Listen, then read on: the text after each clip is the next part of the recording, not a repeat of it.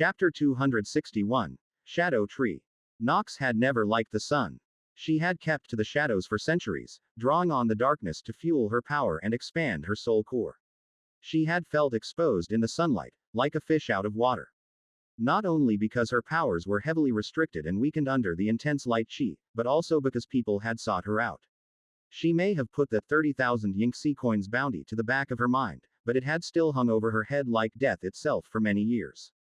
The Celestial Warden may have an iron fist over the region as the figurehead of the Eternal Pursuit Pavilion, meaning most knew the bounty placed on her by the Lunarshade family was a joke, but upstarts clueless of the internal politics still tried their luck.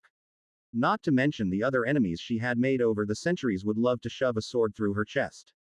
It was weird to think out of that long list of enemies, the one that ended up succeeding was Stella from an upstart pill sect and a demonic tree.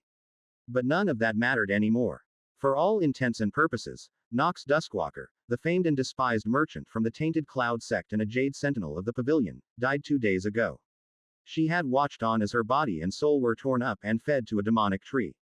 What remained was a fleeting part of her, a fragment of her soul that had been twisted by a curse into something inhuman. A tree. The sun she had been so afraid of in the past now warmed her leaves that rustled in a peaceful breeze. She now rose to a height of around 20 meters, letting her lord over the other scarlet-leaved trees and having a clear view of the sprawling city of mortals she had been entrusted to defend. Ashfallen City. This is nice, Nox muttered in the confines of her mind. She had no mouth to speak, so talking to herself and watching the world pass by was all she could do. She also spent much time coming to terms with her new existence. Becoming a tree aside, she wasn't quite herself. A lot of things were missing. She only realized the full extent of how much she had lost when she and all the other demonic trees slept under these 9 vertical moons in a dreamscape. Under their lunar energy, her cultivation slowly recovered, and so did her memories and emotions as her soul healed from being ripped in half. It was a strange experience being drip-fed fragments of her memories alongside small surges in emotions as she judged them without the full context. Many things she had done in the past seemed so stupid and selfish in hindsight until she gained more context the next night, but by then, she had already changed her view and deemed it a poor decision, so the context carried less weight. It was almost like watching her life in reverse. She saw the consequences of her actions first and then the inciting incidents that caused them all with the damped emotions she now had as a tree. It sufficed to say her life had been a joke, or at least that's the conclusion she had reached in 2 short days. It had been nothing but one wrong decision after another in the endless pursuit of power. In fact, it was almost torture at this point, having to regain her memories so slowly. She would rather remain blissful of her past grievances if she could. Talking of power, she still had some, even as a tree. Yet it was far below what she had at her peak as a human. Since she now only had half a soul, her presence had diminished to what she had wielded before her ascension. Furthermore, her fragmented soul, which had been fine for a human, was now stretched to fit the form of a still-growing trunk. Luckily, my connection to heaven has remained strong, so I can still use the techniques I learned as a human, Nox said as she flexed her meager amount of stored shadow chi, making shadows dance on her branches. But now the question is, how can I expand my power? I can't learn techniques like before, as I don't have arms. Even my breathing cultivation technique doesn't work anymore, so all I can do is sit here and hope I absorb some chi. It didn't help that the demonic tree that cursed her into this new existence ensured she paid her debts. Strange ghostly roots that ran throughout the mountain had merged with her own roots during her first night, turning her from a lone tree into a part of a vast, interconnected forest that felt very much alive. Emotions ebbed and flowed through the roots of the many trees, and trying to comprehend them all drove Nox to insanity. Chi was pulled from her into the network against her will, but in return, she received water and nutrients that kept her alive. Despite her relative strength compared to the demonic trees around her, she had no interest in trying to fight back at having her chi taken. Spreading her spiritual sense and following the flow of chi had drawn her focus to the demonic tree atop Red Vine Peak. It was a beacon of blinding and concentrated power worshipped by the other trees through the network as nothing short of a god. Yet she wanted power, but not for the same reason as in the past. That godly existence had entrusted her to watch over this city of mortals. Since Nox lacked purpose and very much wished to turn over a new leaf from her past, this seemed like a suitable goal. It was not like she had much choice, and it was hard to look down on mortals as lesser beings when they had legs, and could walk around freely. Shadow Tree Spirit, are you here? A distorted voice brought Nox out of her thoughts. She heard the outside world as if someone was shouting through a wall if she didn't spread her spiritual senses. Once she did, the world sounded almost as good as when she had been human with ears. Looking around, she noticed a father and mother with their daughter walking up stone steps to where Nox grew on a raised ledge. Don't shout like that, Jasmine. You might anger the spirit. The mother scolded the girl who was skipping beside her. Nox thought these three were particularly amusing. So they are back again today. Rather than drive them away with her presence that could easily squash a mortal, Nox welcomed anyone who would come and stop for a chat. Not that she could really reply. These two happened to live nearby, and the father had been among the first to notice her existence when returning from a shopping trip in Darklight City. The other mortals mostly stayed away, never leaving their basic stone homes. But this Jasmine girl was a curious one and was probably more fearless because she was from the only family on this mountain apart from the Red Claws to have the talent for chi. If you find this story on Amazon, be aware that it has been stolen. Please report the infringement. I never thought I would enjoy the company of mortals, though I suppose these three aren't mortals. They are just so weak they might as well be. Nox would have slaughtered these three for even looking in her direction in the past, but now she enticed them closer by leaking some chi into the area. If only I could do more than sit here in silence. She had tried to use her chi to communicate but thus far had little results. Look, Jasmine, I think it's recognizing our presence, the father said while ruffling his daughter's hair. Can you see those shadows dancing along the branches? Those don't match the morning sunlight, so it must be the spirit's presence. Nox tried to wrestle her shadows into words or something else, but her control over her chi in this new form was fickle at best. Wow, Jasmine muttered as she gazed up. There has to be something I can do, Nox muttered to herself. She didn't want to summon shadow fiends or use night beast summoning because it would terrify these weak cultivators, and if she lost control of them, they could even die. I need a body of some kind, a humanoid one to not scare them. Nox thought for a while as the family wandered around, marveling at how tall she had grown in such a short time. Eventually, they sat down under her canopy cross-legged and began trying to cultivate from the instructions of a parchment. From a glance, it appeared to be the most basic breathing technique that those without an affinity used to cycle untamed chi through their system. It was a painful and inefficient technique used mainly by those outside the noble families with more specialized techniques for their affinities, such as rogue cultivators. While they got to cultivating their abysmal techniques and gulping down pills, Nox continued thinking of a way to gain a body of some kind that was more humanoid. I know there are myths of tree spirits having a dryad form. Couldn't I make a shadow dryad? Nox had a sudden realization. My family's secret technique for making a second soul from our shadow, which I used to reach nascent soul realm the first time. Couldn't I use that? Nox mentally activated the shadow soul technique and was relieved when the heavens understood her will. An intense pain followed as a tiny fragment of her soul was broken off and transported through her roots and into her vast shadow. Just as painful as the last few times, Nox hissed. It wasn't so bad if she kept reminding herself that tonight, she would have her soul healed under the 9 moons. As the pain subsided a little, the feeling of control over her shadow heightened as if it were another limb.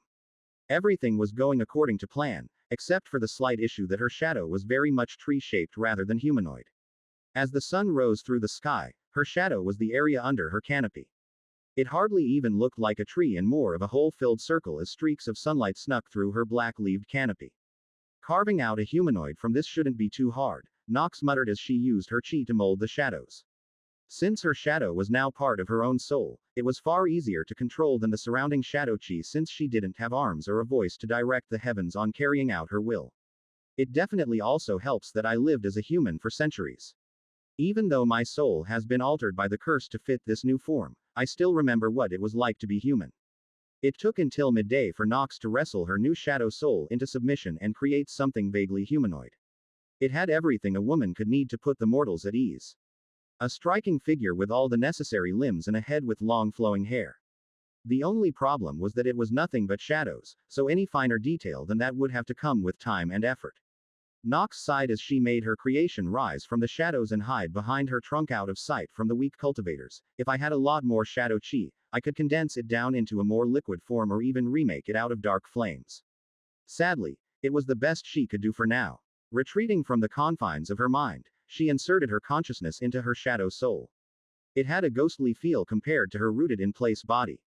She flexed her shadowy arms and fingers and had to admit it felt freeing to have limbs again.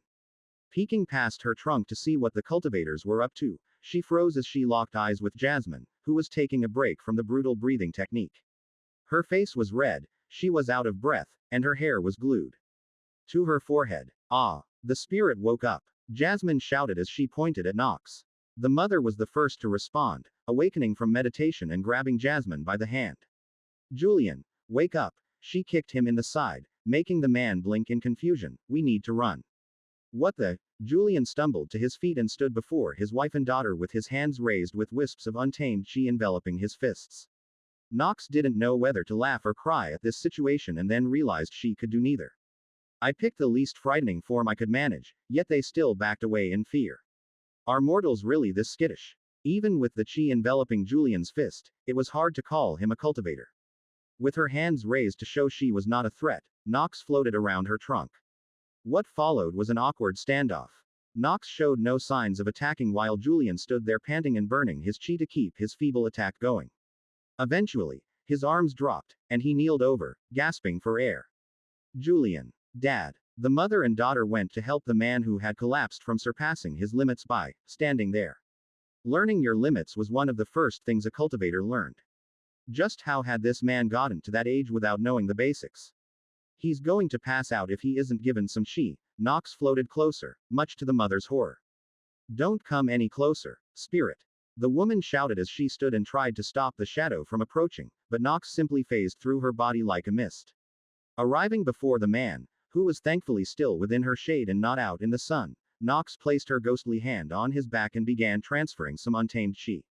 The daughter, wielding chi like a maniac, charged at her. Leave my dad alone.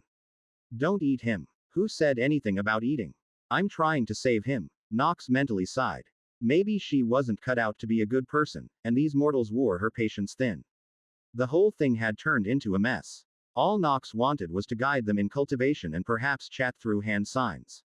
Instead, her reward for her efforts was one collapsed man on the verge of passing out that she was trying to save and two screaming people trying to slap her away as if she were an annoying swarm of flies. Just be patient, Nox convinced herself. Once the father recovers, they will forgive me. Her efforts paid off as Julian visibly recovered and managed to get his breathing under control. She was about to float away when she felt the tremendous presence that spread throughout the mountain focus on her. Nox, I am about to send Stella and Diana to meet you, so be nice. What in the hell is going on here? A voice that sounded like 1,000 people speaking at once thundered in her mind and made her shadow soul tremble. It was barely formed, so it was not designed to handle such pressure. This is a misunderstanding, Nox said as she floated back toward her tree. I was trying to help them. To be fair, she could see why the godlike tree would misunderstand. The scene didn't exactly paint a good picture. A portal ripped open behind the mortals, and two people stepped through. One was likely the demoness that had impaled and rammed her into the ground, while the other was Stella, with an axe. Stella took one look at the mortals before her presence came crashing down. Nox, you bitch, do you have any idea how much effort I used to save these three? Stella teleported at her with the axe wreathed in spatial flames. All Nox could do was raise her hands and pray her new life as a tree wasn't about to end. Chapter 262. Soul Damage. Ashlock surged his power through the mountain to create a portal before Stella. She had been focusing on axing the shadowy humanoid floating before Nox's tree, so the sudden portal's appearance caught her off guard, and she let out a yelp as she tumbled through face first and ate the dirt nearby. Ugh! Stella groaned as the axe she had got from God knows where went flying. Such a dramatic redirect had not been his intention, and if Stella had been focusing, she could have easily avoided such a dramatic fall. Ashlock was unsure of the situation despite Nox's insistence that it was a misunderstanding. Deciding it was better safe than sorry, Ashlock used Progeny Dominion on Nox. Since she was morphed into a tree from his curse and fused with his roots, she was now one of his many offspring and, therefore, under his control. Progeny selected. Initiating soul transfer. Ashlock felt a piece of his soul break off and travel through his roots. As it descended, the mountain glowed and trembled with power due to his presence. The spectacle of a mere fragment of his soul moving outside his body had grown more extreme as his power increased. Soul fragmented. Damage to soul mitigated. A feature of the system he appreciated as anything to do with the soul was a scary process, even with the knowledge that he could heal. Moments later, His soul fragment had journeyed across 2 mountain peaks and forced its way inside Nox's soul within the tree. Connection complete. Time till sundown 5:10. Ashlock dismissed the notification as something felt off compared to normal. The strange feeling could be chalked up to the fact that Nox was different from his other offspring, but something else was definitely bothering him. Looking inward, his soul fragment was floating within Nox's soul, and his system skill, Progeny Dominion, gave him an iron-like control over it. Yet something felt like it had escaped his control. Please forgive me, O great tree. Ashlock heard a distant-sounding voice in his head. Following its direction, he saw the humanoid shadow floating beyond the tree's bark with her hands raised. This really is a misunderstanding. I didn't want to scare the mortals, but I couldn't think of another way to communicate with them, so I tried to make a shadow in a humanoid shape. Is it made from your chi? Ashlock interrupted. If it was made from her chi, why did it feel outside of his control? This situation reminded Ashlock of how he used to control corpses with root puppet to write in blood on the walls in an attempt to communicate. It seemed that as an ex-nascent soul realm cultivator, Nox could skip many of the steps he had struggled through as a tree on the quest for communication. What? No. Well, sort of. Nox became flustered at his question. For a tree, I have rather thin patience and expect obedience from my offspring. Ashlock tightened his hold on Nox's soul to prove his point. May I remind you why you still live? I would have devoured your infant soul for dessert if not for my benevolence. So just tell me what it is. How did you make it if not from chi? He hadn't been watching Nox over the last few days as he had been recovering from the terrible damage she caused to his trunk, so he didn't know if she was still the murderous merchant or had turned over a new leaf. Once he figured out how different she was now as a tree, he could treat her accordingly, but withholding information was not a good start. I'm sorry. Your presence makes thinking hard. 1,000 voices are ringing in my head, and I can't breathe under this pressure. Nox gasped, and Ashlock saw the human shadow flickering like a dying flame. I am not trying to defy you, so please. Ashlock relaxed his presence as he realized he might have been too heavy-handed. Not only had Nox suffered, but the entirely black tree was now wreathed in lilac spatial flames, and everyone had stepped back to avoid being crushed by his pressure. Thank you. Nox's shadow regained shape, and her voice became clearer. To answer your question, my family has a secret shadow technique called Shadow Soul. It's a rare soul technique that lets us split a piece of our soul off and have it inhabit our shadow. Though it has many other uses, I used it to prepare my infant soul for my nascent soul ascension and now to make this. Ashlock realized why it was outside his control since it was technically a second person, and only those fused with his roots and connected to his network were controllable with Progeny Dominion. So you used this technique to create a dryad out of shadows. Ashlock remembered how he had devoured Nox's shadow soul before and gained many credits. What are some of its disadvantages? Since Nox didn't have the system to handle the process and prevent soul damage, he felt such a powerful and secret technique would come with some downsides. Same as all soul-based techniques. It takes trial and error to learn new techniques, and when the penalty for failure is soul death, few have the guts to try, and of those that do, most die on their first try.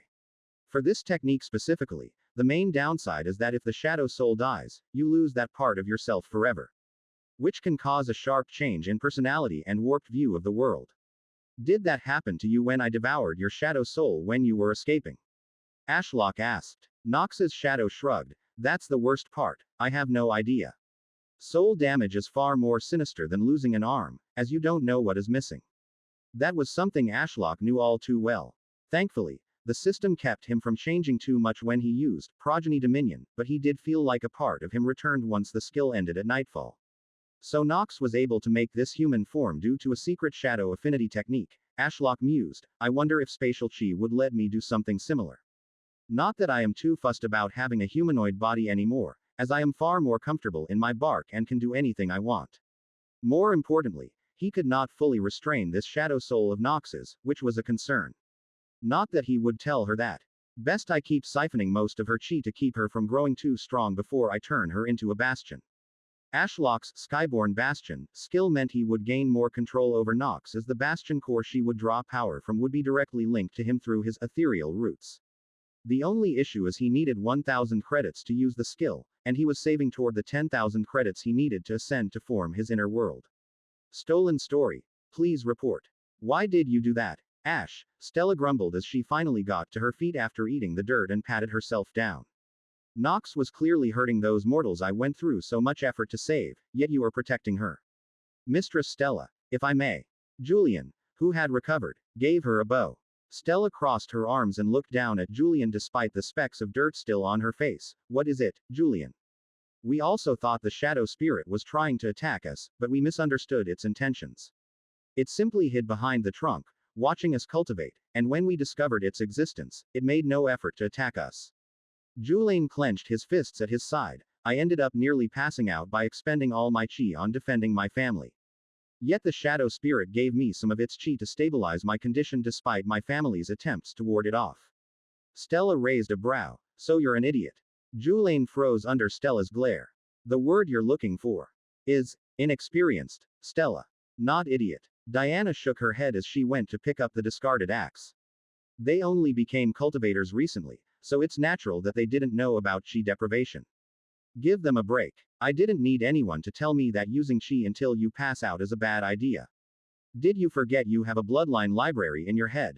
Ashlock pointed out. Stella paused mid-sentence and frowned. That's true. She stopped looking at Julian and focused back on the shadow floating before the tree, so it was a misunderstanding. Nox was not attacking but trying to help instead. Yes, that is why I stopped you. Ashlock said, and as you can see, a fragment of Nox's soul may inhabit this tree, but she is now one of my many offspring. So chopping her down with an axe hurts me too. Stella's lips rounded into an, oh, and panic appeared in her eyes. I would never hurt you. Never ever. I know Stella. I don't blame you. Ashlock reassured her. The situation looked bad when we arrived, and I am sorry for making you eat the ground when you were just trying to save them. Stella scratched the back of her head awkwardly. Looks like I jumped to conclusions. So what is that shadow thing? Is it Nox? Can it speak? The shadow shook her head. I only formed this shadow soul moments ago. Perhaps I could figure out a way to speak with my chi in time, but I can only shout in my mind for now. Ashlock relayed Nox's words to Stella. Is this the same Nox we know? Stella questioned as she walked around the floating shadow woman with a frown. Well, are you? Ashlock asked Nox. I couldn't be further from the Nox you knew if I tried. Not only was the majority of my soul taken from me, but I am forced to reflect on my past actions through fragmented memories at night under the 9 moons. You are also taken to that dreamscape and have your soul healed during the night. Yes, alongside the rest of the forest.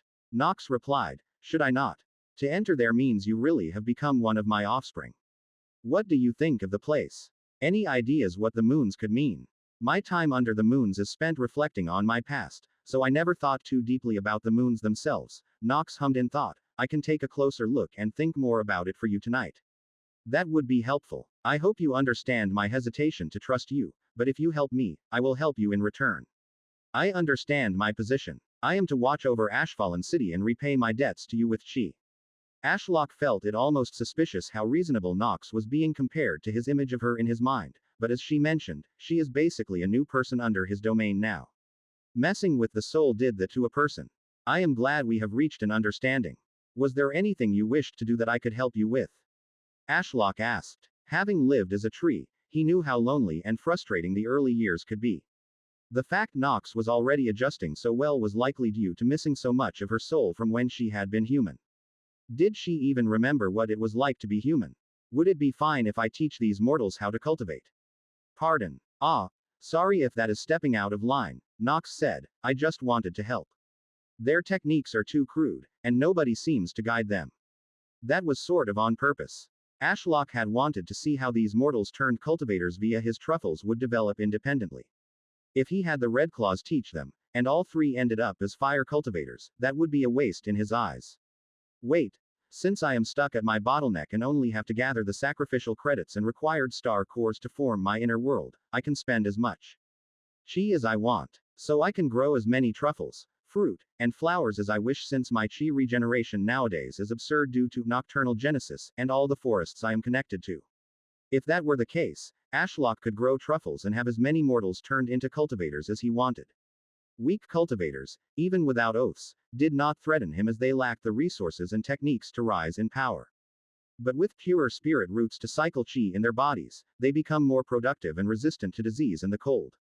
Though I still need to give all the Red Claws a spirit root improvement truffle first, and even with maximum output, I will only be able to produce enough truffles to turn a few hundred mortals into cultivators.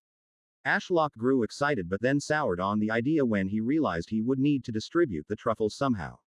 Should he sell them? If so, to whom? And how would the truffles get from Red Vine Peak to the mortals? What a headache. His gaze drifted beyond the trunk, realizing he had forgotten the biggest advantage of running a sect. He could simply push the work onto someone else. He had the Heavenly Ink oath-bound Julian right here, who had been appointed as head of logistics for the mortal branch of the Ashfallen trading company that was going to be used to sell pills to the mortals in the near future. The perfect man for the job. That just leaves distribution from Red Vine Peak. Ashlock pondered if he should send them via his ethereal routes. Yeah, that could work. Is helping just these three really too much? I promise I won't go overboard. Knox said with a sad sigh, and Ashlock realized he had been silent for a while, lost in his own thoughts. No, I was simply lost in thought as you gave me an interesting idea. You wanted to help teach people how to cultivate, right? That is fine by me. Actually, I have a way you could help them and others even more. Really? Yes, you still have the power of at least a peak star core, right? I do, in theory, Knox said, but I have limited chi to work with, and my control over my chi is far more fickle than when I was human. That's good enough. Ashlock had never grown truffles anywhere except below his roots, as they were too dangerous to grow elsewhere without constant protection. However, Knox was almost on par with him in power, making her the perfect guardian tree for his idea. Knox, I will bless you with various truffles and fruits with profound effects. You experienced some of them during the negotiations with Stella through weakened pills. I will handle the initial chi cost. I don't understand, Knox muttered. Just watch. Ashlock opened his production menus. He selected one of each truffle type. Spirit Root Improvement, Heart Demon Expelling, and Skin Improvement. Chi was drained from his body through the root network, and they began to grow in the rock and dirt below Knox. He also manifested a bundle of each fruit from her branches that he had planned to sell to mortals. Florist's Touch, Enlightenment, Neural Root, and Deep Meditation. What is all this? Knox seemed baffled. How are these growing before my eyes? In your past life, you were selfish and only knew how to take from others, Ashlock said. Now, as a tree, you have an opportunity to learn the joy of giving. These truffles and fruits are a gift you can offer to anyone you wish, but you will have to handle the chi cost of growing them back, so be frugal. Knox's shadow stared up at the branches that had been bare and now had stalks and the beginnings of fruits growing from them in awe. Yet Ashlock wasn't done. Do you have a favorite flower? Not really. I never was one for gardening, Knox muttered absent-mindedly. Okay then, what is the first flower that comes to mind? The shadow stopped gazing up and glanced at the little girl standing beside her parents and watching in amazement. Jasmine, Knox replied, a beautiful and delicate white flower. Good choice. Ashlock summoned his blooming root flower production menu and decided to select the whole area around Knox. Chi filled the area, and the system fulfilled his order of a mountainside of jasmine. Small white flowers bloomed from between the cracks in the rock, turning the dreary gray rock and dirt into a sea of white like fresh snow. And in the middle of this field was Knox, the shadow tree who lorded over it all. Chapter 263. A Cultivator's Perspective. Stella took her hand off of Knox's bark. She could tell Ash and Knox were talking to one another by the indescribable flow within the tree but could not comprehend their words. Maybe one day, she would figure out how to speak tree, but until then, she would have to rely on Ash projecting his presence into her consciousness and speaking to her there. More importantly, Stella could feel no ill will from Knox. The merchant-turned tree certainly wasn't as welcoming or cheerful as the rest of Ashlock's offspring when Stella got close, but she wasn't guarded nor hostile. Knox is more curious than anything if her emotions are to be trusted. Stella thought as she stepped back. I suppose it really was wrong of me to charge at her with an axe. Stella hated Knox with a passion, but if the tree version of her was like a new person, she wasn't one to hold grudges, also she liked trees. It would be a shame to cut one down, especially one capable of speech like Ash. Willow is getting close to speech, and Quill can write on his bark. Stella mused as she turned to look at the shadow woman floating beside Knox's trunk. But none of them are capable of this. Even Ash can only make ents or control corpses.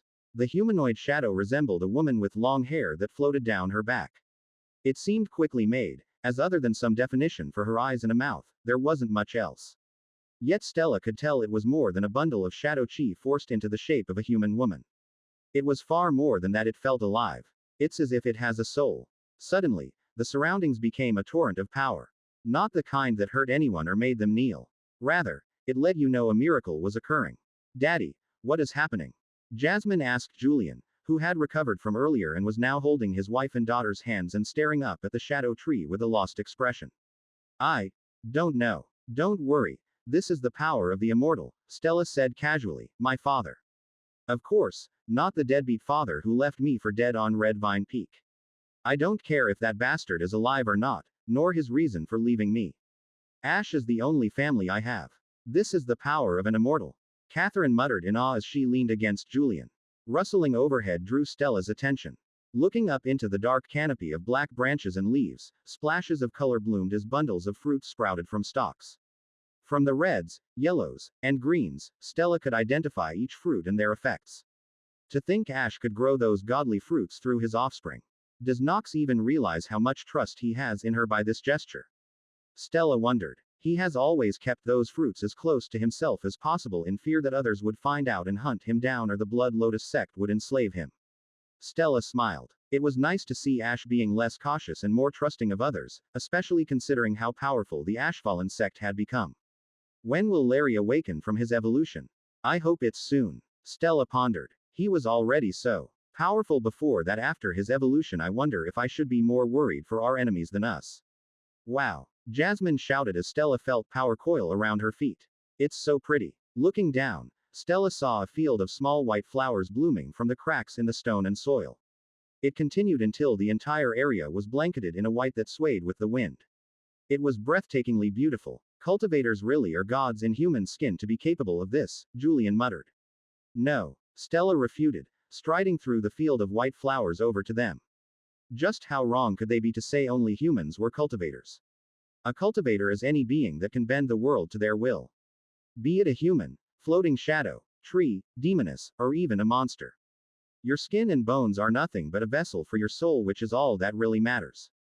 Do you understand? All three of the mortals kneeled before her with their heads bowed. I apologize for my ignorance, mistress, Julian said with all his heart. Please teach us the ways of cultivation. Despite following the parchments given to us and taking the pills, I find myself at a loss. The way of a cultivator remains a mystery to me. Stella had been worried for a moment that the mortal's opinion of her had dropped because of her rash actions earlier, but it seemed her worries were unfounded. With her mood improved, she decided to impress these mortals with her insights and wisdom. Then let me teach you.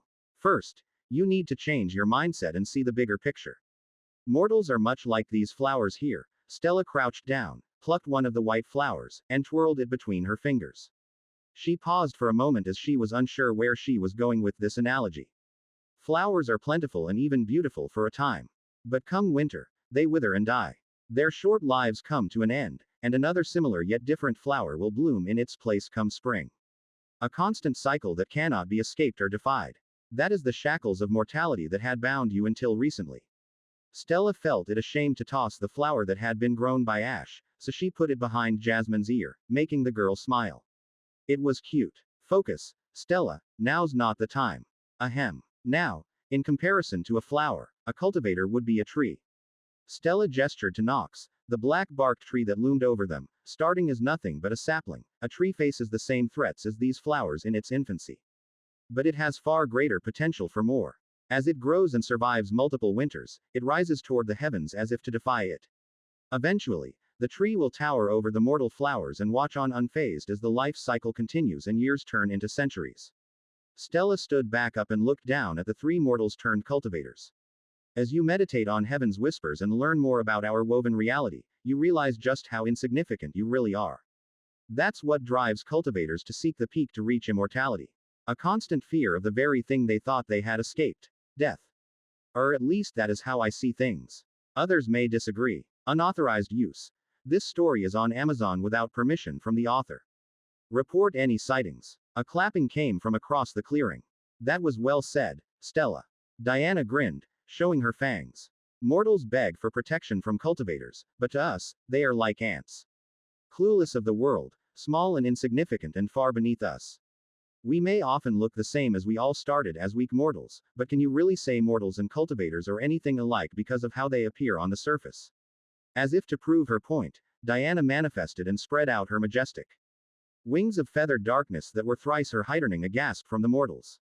So that is why the Voidmond family abandoned us. Julian clenched his fists. Even after being gifted the ability to cultivate by the mistress, I still couldn't understand their cruelty. Why had they left us all to die? But the answer was that we were nothing but a field of flowers or a bunch of worthless ants to them. Catherine looked up and locked eyes with Stella. What made us different? If we are nothing but ants to you, why did you save us? The immortal asked me to save the people of Sleemir. Stella shrugged, and because I wanted to. I am not so heartless as to watch people die in front of me if I can save them. Because you wanted to, Catherine muttered in disbelief. I live because you saved me on a whim and nothing else.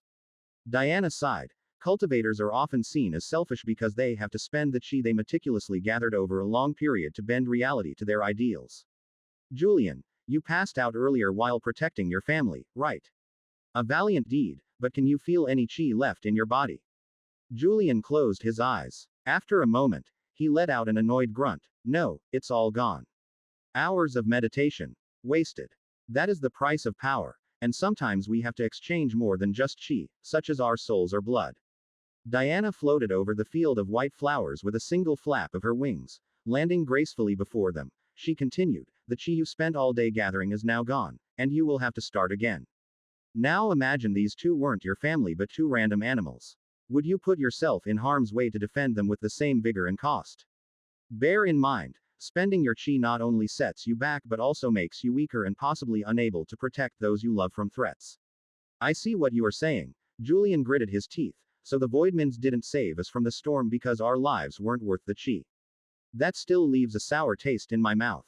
But the immortal saved us. Does that mean he wasted his chi and was weakened because of us? When you wield power on this scale, Stella gestured to the field of flowers that had bloomed before their eyes. Saving mortals, even an entire city of them, is a simple affair.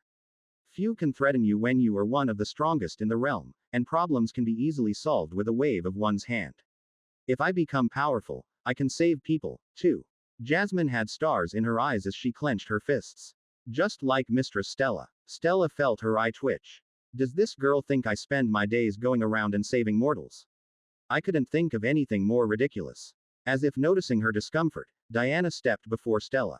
You sure can, little miss. The best part about being a cultivator is that you get to decide how you use your power. The world is dark enough, so maybe a few mortal-turned cultivators would help give the common people some light and hope. On that note, Julian, can you come with me? Julian rose to his feet with a serious expression. May I ask what for? The immortal has requested that we work together on establishing the mortal branch of the Ashfallen Trading Company. The Mudcloaks will handle construction overnight, so we need to find a location and decide how it will look and be run. Diana held her hand as if asking for a handshake. We will be working together from now on and have a lot to do. My name is Diana, and I handle the finances and business side of the Ashfallen Sect. Julian shook her hand. My name is Julian. I was appointed head of logistics, so it's a pleasure to meet you too, Oa. Stella looked up and held back a laugh as she watched Diana haul Julian into the sky by his arm and his legs uselessly kicked in the air. See you later, Stella. Diana shouted as she glided down the mountainside toward the center of Ashfallen City. Don't worry, he will be fine, Stella reassured Catherine and Jasmine, who peeked their heads over the mountain ledge. I would be more impressed if he wrestled out of her grip and fell. They didn't seem convinced as they kept watching until the pair became nothing but small dots. Stella shrugged and was about to return to Red Vine Peak to nap when she heard Jasmine call out to her. Wait, mistress. Stella paused and turned back to face the girl. Yes. My dad told me if I wanted to become strong and join the Ashfallen Sect, I had to meet Kada. Do you know where I could meet him? Jasmine. Catherine hissed as she crouched beside her daughter. We talked about this, remember? We were going to wait a while to see if it's a good idea first. What is she going on about? Stella wondered. What did Kada have to do with anything? Lead them to Kada and ask for the employment contract. He knows what to do. Ashlock spoke into her mind. Also, nice speech. Glad to hear you representing the spirit trees as cultivators. Stella felt her ears burning. Cleared of her confusion, she gave Jasmine a smile and said, Sure, I can lead you to him. Are you coming as well, Catherine? The mother looked apprehensive, but her daughter's bubbling excitement was hard to say no to. Eventually, she sighed and nodded. Yeah, I suppose it's for the best we join officially.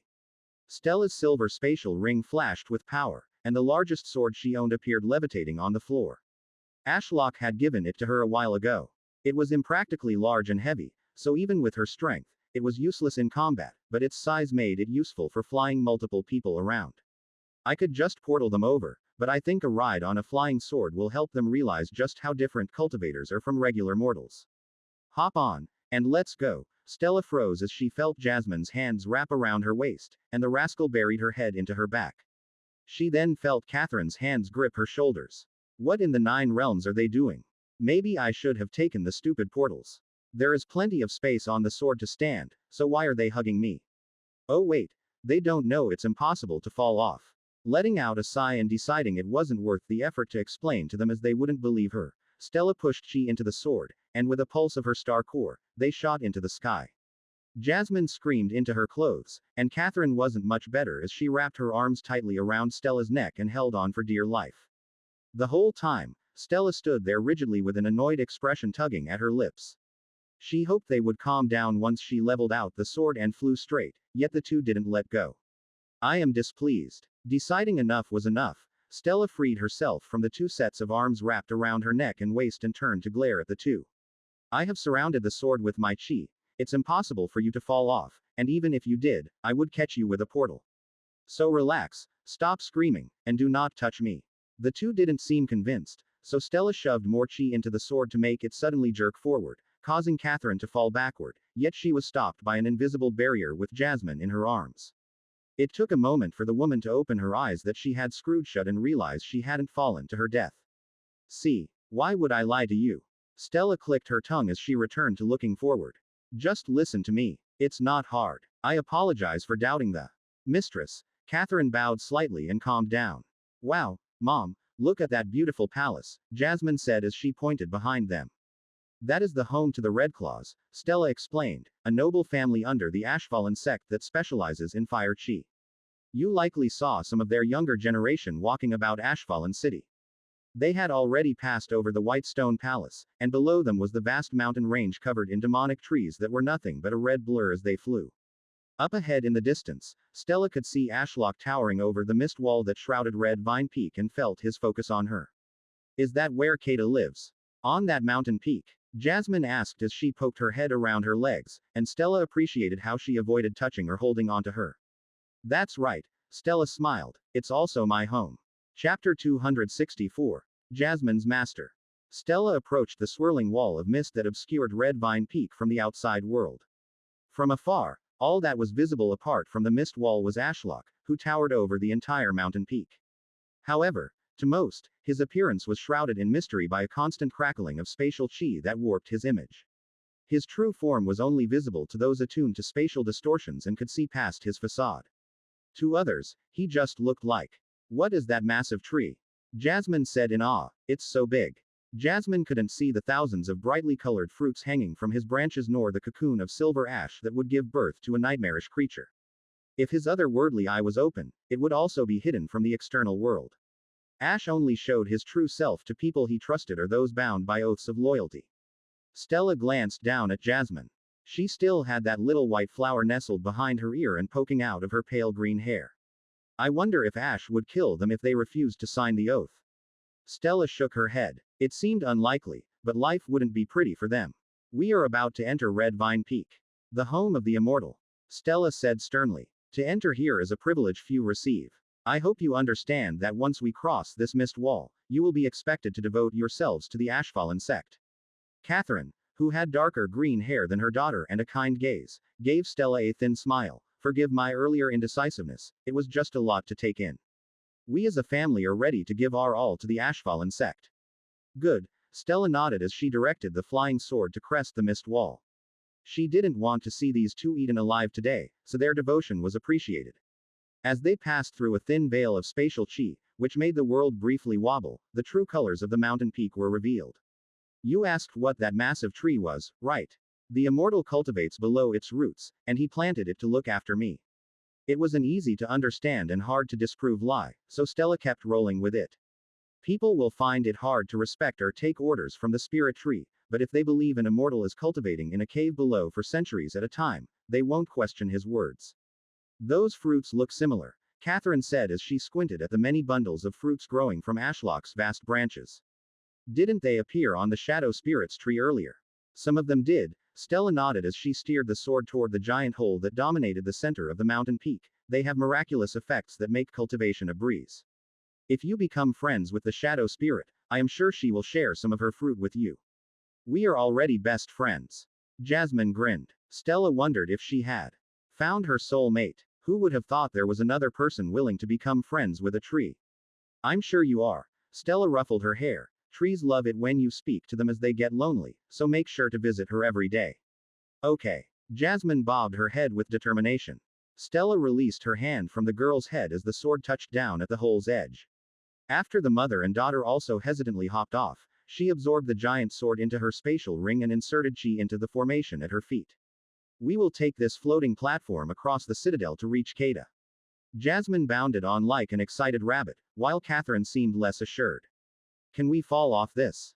Catherine asked as the disc glowed and floated toward the monolith that rose through the citadel's core. I'm not actually sure. Stella tapped her chin. Want to test it, Jasmine? Jasmine glanced over the edge and gulped. Do you trust me? Stella crouched down to be at eye level with her. Jasmine hesitantly nodded. Try running off the side. I promise that I will catch you. Promise. Absolutely. Fall as far as you like. I will catch you. No, wait, Jazz. Catherine tried to grab her daughter's shoulder, but the girl had already sprinted off the side. Stella glanced over the side with her arms crossed as she watched Jasmine rapidly gain speed. The girl's screams drew the attention of the many mudcloaks making their way up and down the spiral staircase between their abodes. Catherine had a look of absolute horror on her face and seemed too stunned to utter a word. Stella felt her lip curl up into a smile. I know the Red Claws are loyal to me, but it's because of the oath they took. But for such a young girl, Jasmine trusted me enough to hurl herself off a floating platform into a hole that goes down for thousands of meters without a second thought. She put her life in my hands without being oath-bound to do so. This is what Stella had been looking for. Another sect member like Diana, who respected her and was loyal without an oath. A person she could have a genuine friendship with rather than one mandated and forced by the heavens. Catherine and Julian, on the other hand, seemed like respectable folks, but Stella didn't trust them without an oath. Ash had pushed her to make friends and take on apprentices to share her knowledge with, such as Kanazar Crest and the Redclaw twins Oliver and Olivia. But she disliked how one-sided and fake the relationship was, so she distanced herself from them. Douglas was the same, though I have warmed up to him more. He's not such a bad guy, he just has a loud mouth and likes to argue. Elaine is also a nice person. She didn't have to spend her illusion chi to give me pleasant dreams, yet she did it anyway. Mistress Stella. Catherine collapsed to her knees at her side and tugged on her trouser leg. Please save Jazz. I will do anything. This woman is hopeless. She will never make a good cultivator if she's willing to throw herself to her knees and beg at every opportunity. Stella sighed as she spread her spiritual sense to lock onto Jasmine, who had fallen about halfway. Snapping her fingers, a portal formed, and a screaming Jasmine fell upon Catherine, who caught her daughter with a grunt. To be safe, Stella had slowed Jasmine down with telekinesis, so they were both being dramatic. See, she is fine. Stella didn't understand why this woman was so flustered all the time. It was just a little fun, that was all. And a secret test of trust that Jasmine passed with flying colors, but Catherine failed. Catherine ignored Stella as she was busy hugging Jasmine a little too tight. Oh, thank the realms you are safe, Jazz. I thought you were gone. Stella clicked her tongue. Are all mothers like this? Would my mother protect me nonsensically like this, too? The image of a massive golden tree reaching for the heavens appeared in her mind, and Stella couldn't see how she would receive the same mothering. Maybe I am the weird one.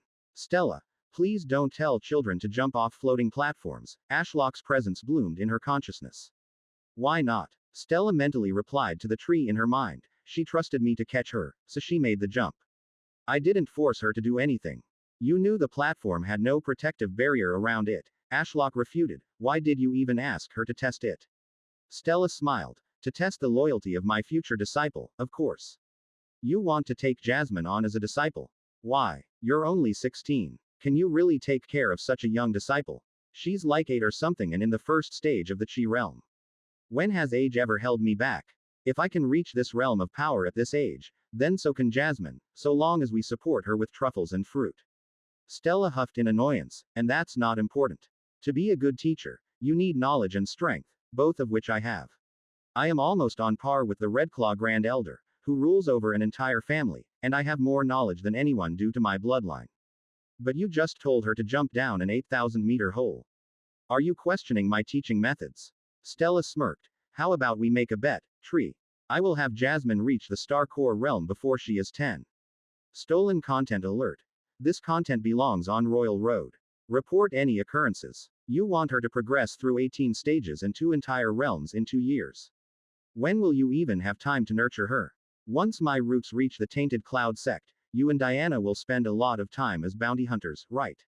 We need to sell pills so poor Riker doesn't lose his inheritance, and we need to find more information about your father and the World Tree. She can join us, Stella said dismissively as the floating platform drew close to the monolith, and why would that matter? Your roots make crossing vast distances instantaneous, right? I can teach her in between missions.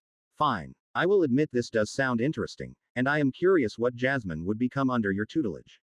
However, rushing to Star Core could lead to an unstable foundation. How about I admit you win if Jasmine can beat Amber in a duel? Amber, is that the Redclaw girl that reached Star Core recently? Yes, she is considered the Redclaw family's prodigy and seems driven to improve. I don't care about the time limit, but if Jasmine can beat Amber in a duel, I accept that you could take on a disciple. Stella glanced back at Ashlock, who towered over them in the distance. Quite a steep demand, don't you think? Cultivation is one thing, but teaching such a young child how to fight is another thing altogether. Amber is impressive in her own right and a decade older. Hey, you are the one who said age doesn't matter when it comes to cultivating. I set the standards so high because I believe you can meet them, and I want you to take this seriously. Ashlock replied, you have a habit of picking up a new profession or idea and losing interest. If you are going to train Jasmine, I want you to train her to become the next pillar of the sect. Stella turned to Jasmine, still being hugged tightly by her mother. The girl stared back with warm yellow eyes that contained no hate. Only excitement. She was clearly trying to wiggle her way out of her mother's tight embrace but could not escape. They were both basically mortals, so the mother had more strength. But that would change very soon if you become my disciple. Just one last thing before I agree. You know a disciple isn't a pet, right? You can't raise Jasmine just to use her to do your bidding while you lay around like a cat all day. That is the attitude of a bad and lazy master. Stella froze. Who do you take me for? I would never think that way. How did he know? Ah, get out of my head. Fine, if she agrees to be your disciple, the bet is on. Train Jasmine to the Star Core realm and have her win against Amber in a duel, and I will agree that you are the best master a disciple could wish for. Stella grinned as she stared down at her future pet, heir. Disciple. For some reason, the idea of Ashlock admitting she was the best at something filled her with anticipation more than anything had before. Now, I just have to convince Jasmine that I am the best master she could wish for. Jasmine's heart, which had only slightly calmed down from the thrill of falling to her death, began pounding again as she was stared down by the mistress. Although Stella looked younger than her mom, her gaze was far more frightening. Mistress Stella, Jasmine said as respectfully as she could. It was the tone of voice her dad had taught her to use when he had people from the Voidmind residence come to visit. Yes, Jasmine found it hard to tell what Stella was thinking, but she had a burning question. What were all those little people that cheered me on as I fell? Little people. Oh, you mean the ones living down in the Citadel? Stella crouched down to meet her height. Those little guys are called the Mudcloaks. Do you want to meet them? The sunlight made Stella's blonde hair glow like the heavens, but her pink eyes that seemed to curl up into a smile sent shudders down Jasmine's spine. Not even the feral dogs at the weekend market that tried to bite off her hand as she walked past were this scary.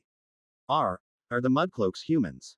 Like me? Jasmine stuttered. They looked like children wearing black cloaks. No. The Citadel is a city of monsters that live to serve the Ashfallen sect. Your house was built by them. Stella stood up as the platform came to a stop. You can meet them later, but for now, it's time to meet Kata. She told me to jump into a city of monsters. Jasmine's eyes widened. That's so cool. How horrible. Mom hissed into her ear as her hug tightened. Are all cultivators so cruel? My poor Jazz almost died in a hole of monsters. Mom, I'm fine, really. Jasmine squirmed out of her mother's loving grip and offered her a hand. Come on, Mom, aren't you excited to meet Kata and become important to the sect like Dad? Jasmine saw pain in her mom's eyes as she hesitantly took her hand. Hurry up. You too. I don't have all day. Mistress Stella waved at them near the entrance to the black stone building. Don't be sad, Mom. Jasmine thought as she squeezed her mother's hand and led her. I know you two dislike cultivators. So when I get strong, I can protect you and Dad from the other mean cultivators and save others. Jasmine had seen the fate of mortals. Her exhausted dad would come home daily and rant at the dinner table about how cultivators treated him like trash. But the worst of all were apparently the mortal servants of the Voidmond residents. They could boss Dad around because they served the cultivators even though they were also mortals. Dad sometimes went on for hours about how much he hated them until Mom eventually calmed him down. Lost in her thoughts, Jasmine walked over to Stella with her mom in tow. The large entrance led into a short hallway lined on either side by shockingly realistic statues. The two closest were two imposing men. One was dressed from head to toe in a beige suit and looked like a shady businessman, while the other was a dignified man with a stern expression and red hair. Mistress Stella, who are these people? Jasmine asked and wondered if they would come to life and start moving. These are the core members of the Ashfallen Sect. The brown-haired man to your left is Douglas Terraforge, the ruler of the Citadel and those mudcloaks you met earlier. While on the right is the Redclaw Grand Elder. Stella's voice echoed through the hall because she was a few steps up ahead. She paused before a giant spider with a crown of horns. This is Larry, the immortal's pet that has been known to wipe out entire noble families. Jasmine felt her mom freeze in place. That thing is real. Yeah, you might even meet him one day, though this is how he looked when he was weaker. Stella shrugged. If something like this scares you, you are not fit for this life. Cultivators fear monsters like these, but we fear each other more. Can a spider really be that big? Jasmine felt her legs go wobbly at the thought. The largest spider she had ever seen was no more than the size of her palm, and she had a small hand. It had been dangling overhead when she woke up one morning, and she still had nightmares about it. Not that she would admit that to anyone. It was silly. The pink-haired woman is Elaine. She's great, and of course, you have Diana at the far end, who you met earlier, and then there's. Stella paused before a statue of herself, and as Jasmine came to stand beside her, she saw a deep frown on her face. I swear I don't look like that. Jasmine looked between Stella and the statue and could see almost no difference. It was as if she were standing before a mirror. What do you think, Jasmine? Stella asked her. Do we look the same? Jasmine felt it down to her bones that there was a correct answer. Or was this a test? Should she lie? No, Mom always told me to tell the truth. Jasmine gulped under Stella's glare. I can't see a difference other than the squirrel you were holding in the statue.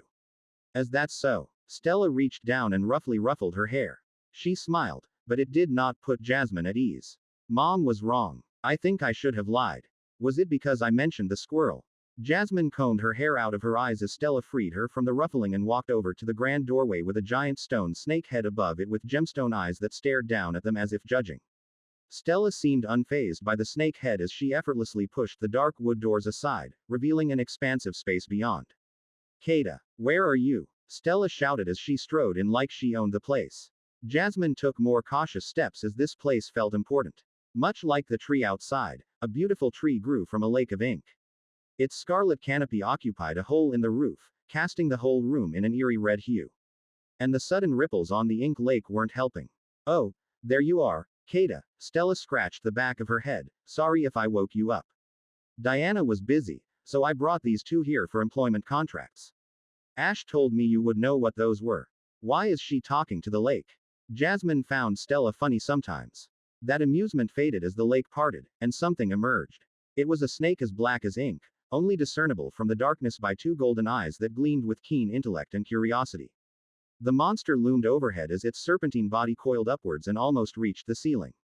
Strange markings were carved into its hardened scales like a tapestry of a forgotten language that gleamed as if wet from the lake. But Jasmine soon realized the snake was made of ink, not simply drenched in it.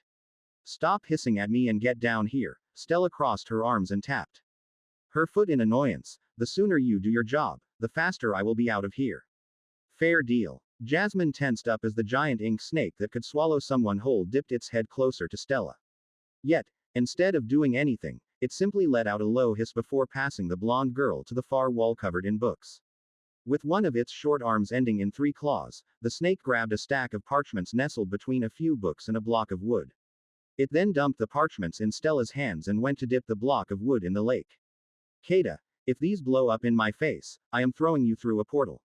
The snake let out what could only be described as an amused snort as it twisted its body back toward Stella with the block of wood now drenched in ink. Kata gestured for Stella to put the parchments on the floor, and once she dropped them, the snake followed up by pressing the block down to print words on two of the parchments. Putting the block away, the snake's claw glowed with a heavenly gold as he wrote a sentence at the top of one of them. He was about to do the other when Stella tapped his arm. Wait a second. Stella strode over to Jasmine and crouched before her. Her gaze no longer had that hint of insanity that made Jasmine uncomfortable. It was calm and determined. You can sign the contract written in heavenly ink and have your loyalty be bound by the heavens to the Ashfallen sect like your mother and father, or you could take a different route. Stella stretched out her hand as if wanting her to take it. Become my disciple.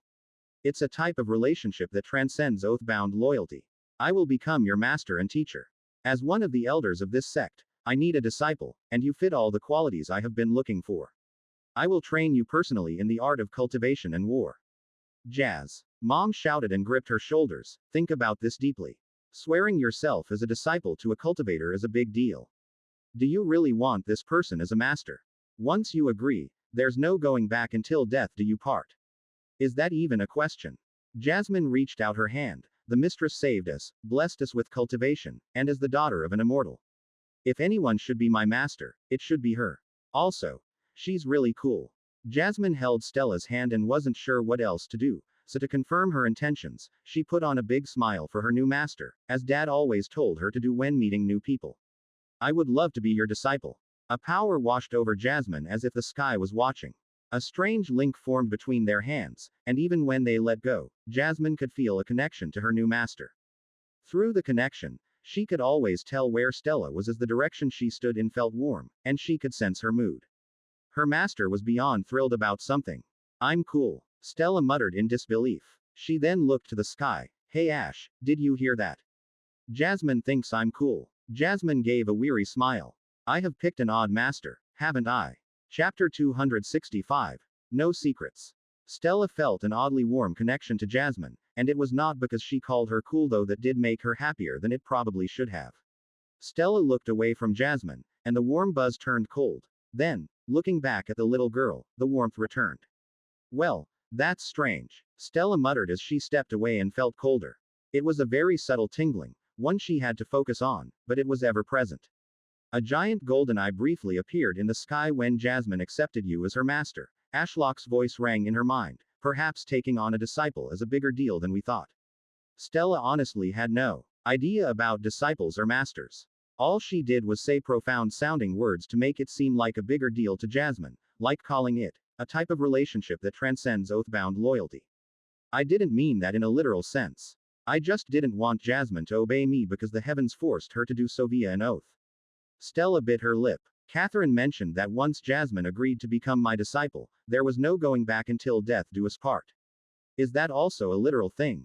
Am I stuck as Jasmine's master until one of us dies? Stella ran a hand through her hair as the seriousness of this fun little bet she had taken on with Tree became all too real. She had a disciple now, someone who depended greatly on her to learn more about cultivation and the world. Who the hell thought this was a good idea? Master, why do you feel distressed? Jasmine asked with big eyes. Is something the matter? Not at all. Why do you ask? Stella put on a thin smile for her disciple while her mind was in turmoil. She already wanted to say this was all a mistake and go back to her life lacking responsibility. Jasmine squinted at her as if she could see right through her facade. Do you feel warmth towards me? You can feel it, too. Jasmine nodded. Yup. This must be the master-disciple connection. Stella crouched and held Jasmine's hands. They felt warm to the touch. This will make finding you a breeze in the future. I can just fly on my sword or portal in the direction that feels the most warm. Catherine came to stand behind Jasmine and placed her hands on her daughter's shoulders. I can't say I am not worried, but Jasmine has made her choice. The woman sighed. It's said that the bond between master and disciple is greater than even that between family. So it would be pointless to say much more on the matter now that it has been done. Why does this feel like a marriage ceremony? Ashlock chuckled in Stella's mind. It's a good job you didn't do this with Cain. That would have been rather awkward considering how cold you have been to him thus far. Shut up. There's nothing weird about this unless you point it out, Stella mentally refuted. And it was you who pushed Cain onto me, but this was my choice. I admit I didn't foresee Heaven's involvement in this and making it so official, but I am serious about this. I sure hope so. Catherine took a moment to calm down. The events of today must have been a bit overwhelming for her. Mistress Stella, please take good care of my daughter. She is all Julian and I have. Remember, she is barely a step above a mortal, so she is still weak. What's this? Kata had slithered over and handed Catherine a parchment. Stella smiled awkwardly at Catherine. It appears we have overstayed our welcome. Either insert some chi or a drop of blood on the words at the top written in heavenly ink, and you will become an oath-bound member of the Ashfallen Sect. Catherine looked like she still had a lot to say but held it in with a sigh. Fine. What about Jasmine, though? Does she still need to sign it? No. As my disciple, she has no need for it, Stella smiled. For some reason, saying she had a disciple out loud made her feel a little proud, even if Jasmine was very weak as of now. Don't worry. She will receive more cultivation resources than even the princes of the Celestial Empire could get their hands on. In my care, she will become a cultivator that surpasses others. Whether that was true or not, Stella had no idea. Are there even princes in the Celestial Empire? Maybe I should watch what I say while trying to sound aloof. Then I am reassured. Catherine closed her eyes, and after much effort, she managed to have her chi appear on her fingertip. Tracing the words at the top of the contract that Kata wrote in heavenly ink, the whole thing lit up with a golden glow. It feels like a cold chain is wrapped around my heart and soul. Catherine frowned and placed a hand on her chest. Does this not make me a slave to Ashfallen? Stella clicked her tongue. That's the wrong way to look at it. Don't think of that chain as a shackle that binds you to Ashfallen but as protection for your daughter. How? Catherine raised a brow. If you betray the Ashfallen sect by saying something either intentionally or unintentionally to the wrong person, you could put the entire sect at risk of annihilation. Including me and Jasmine here. Stella patted the girl on the head. As a pillar of the sect, I would have to fight till the bitter end, and as my disciple, Jasmine would have to as well. But all of that is avoided with that chain. Heaven is always watching, and it will let you know and suffer if you are about to betray us. Catherine gave a slight bow. I apologize. The fact you take the subject of loyalty so seriously should be commended, and you are right. This chain stops me from an accidental betrayal that could put Jasmine at risk. A loud, angry hiss filled the room as Kata slowly retreated into the ink lake. Send Catherine back through this portal, Ashlock said as reality tore apart, revealing a view of Nox and the field of flowers on the other side. Before Kata starts to hate you even more. Unauthorized use. This story is on Amazon without permission from the author. Report any sightings. Stella groaned. Stop being so grumpy, Kata, we are going all right. Kata narrowed his golden eyes before vanishing into the lake. I suppose this is my cue to leave. Catherine hugged her daughter tightly. Jazz, you be a good disciple for Mistress Stella, okay? Don't do anything I would disapprove of. Jasmine rolled her eyes. You disapprove of anything fun, though. That's because you have a dangerous idea of fun, Catherine said, releasing her hug and walking toward the portal. She stepped halfway through before pausing and looking back. Will Jazz be back in time for dinner? Yes, Stella nodded. Even I like my alone time. I will send her back this evening. Okay. Be good, Jazz. Don't disappoint your new master, and come home safe. Geez, Mom, I get it. Just leave already, Jasmine pouted. Catherine waved from the other side of the portal as she stood near Nox. A moment later, the rift collapsed with a popping sound and a rush of air. We should go too. Stella walked toward the exit, and Jasmine followed close behind, having to take 2 steps for every one Stella took. Now, what should we do first? Stella pondered. How did I learn cultivation? I vaguely remember that bastard father of mine teaching me how to cycle my chi and the basics of a few techniques before he vanished. I should start by teaching her that, but I should have her eat all the truffles and fruits first. Wait, what affinity does she have? Jasmine, do you know what affinity you have? Stella asked as they walked through the hallway lined with statues. Affinity. Yeah, there is untamed chi that is all around us. It's chaotic and hard to control, so cultivators forge soul cores to absorb and manipulate a certain affinity. Stella willed for her hand to read in spatial soul fire. See, my affinity is spatial. So my soul fire is purple. Jasmine looked down at her hand and focused hard. Colorless chi coated her fingers, and it seemed like just this much was taking the breath out of Jasmine to keep it from dissipating. Okay. Relax. That was untamed chi, as you felt it's hard to control, right? Very hard. Was there any aspect of that untamed chi that felt easier to hold onto? Imagine the untamed chi as hundreds of different threads. Could you control one easier than the others? Jasmine paused beside Douglas's statue and closed her eyes. Chi gathered in her hand once more, and after a moment, Jasmine gasped and lost control. Master, I can't even feel these threads. Is that bad? We really do have to start at the absolute basics. Stella hummed as she tried to think of a shortcut. Ash's truffles and fruits should help Jasmine discover her affinity. Bring Jasmine to me. Ash's voice suddenly filled her mind. Stella reached for Jasmine's hand. Don't worry, I know someone who can help. Jasmine, as my disciple, you must know the truth. Stella sat beside Jasmine on the bench under Ashlock's canopy with a clear view of Red Vine Peak. The truth? Jasmine asked, tilting her head. There should be no secrets between us, but make no mistake, what I tell you must always stay between us, okay? No sharing with your mom or dad what I teach and tell you. Stella said seriously. We will be side by side for many years to come. So we must understand each other. Jasmine seemed to pick up on Stella's tone because she nodded with resolve. I promise. Okay. I don't want to get too much into my family as it's a complicated mess. But I never met my mother, and my father left me when I was a child. So the one who raised me and the person I consider my real father is Ashlock here. Stella patted the giant demonic tree that loomed over them. The tree. Jasmine seemed understandably confused, not the immortal under the tree. Stella shook her head. There is no immortal. It's a lie we tell people because it's easier for them to understand. The true ruler of the Ashfallen sect is Ashlock here, a demonic spirit tree. He was the one who raised me. You were raised by a tree? Jasmine asked. Stella nodded. That's so cool. In awe, Jasmine looked up at Ash's canopy. Can he talk? Sure can, but we don't pretend he is an immortal for no reason. Stella laughed. His voice alone would shatter your mind. Even the Grand Elder of the Redclaw family struggles to listen to it. Scary. Jasmine muttered. Now I am going to need you to eat this. Stella passed Jasmine a Mind Fortress fruit. A pill would be far too weak, so Jasmine had to eat an entire fruit. All of it. Yes, all of it. Jasmine bit into the fruit. It's so sweet. She kept munching on it for a while as it was nearly the size of her head. I was getting hungry, so this is a good lunch. I forgot Jasmine was a mortal who still needed to eat and drink all the time.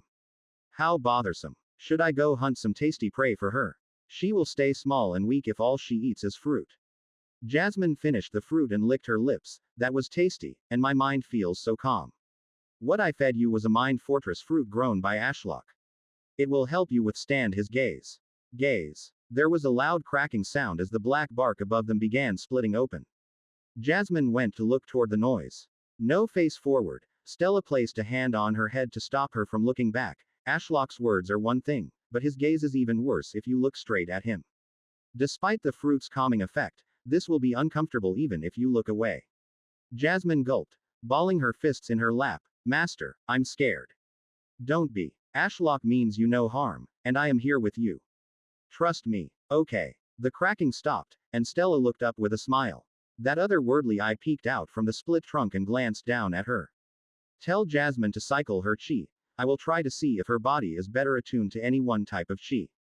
Jasmine, can you try to cycle your chi one last time? Ashlock will determine what chi type you should focus on, as cultivating untamed chi. Until you finally form your soul core will be inefficient. The poor girl was trembling under Stella's hand. As expected, even after eating a whole Mind Fortress fruit and not looking, Ash's gaze on her back made her soul shudder.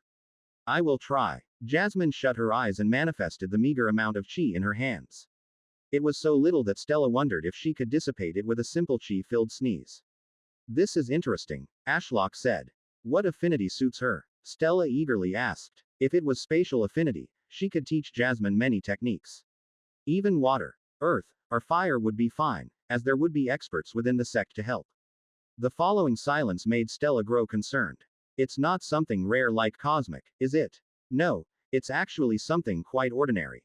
Ashlock replied, she should be best attuned to the nature affinity.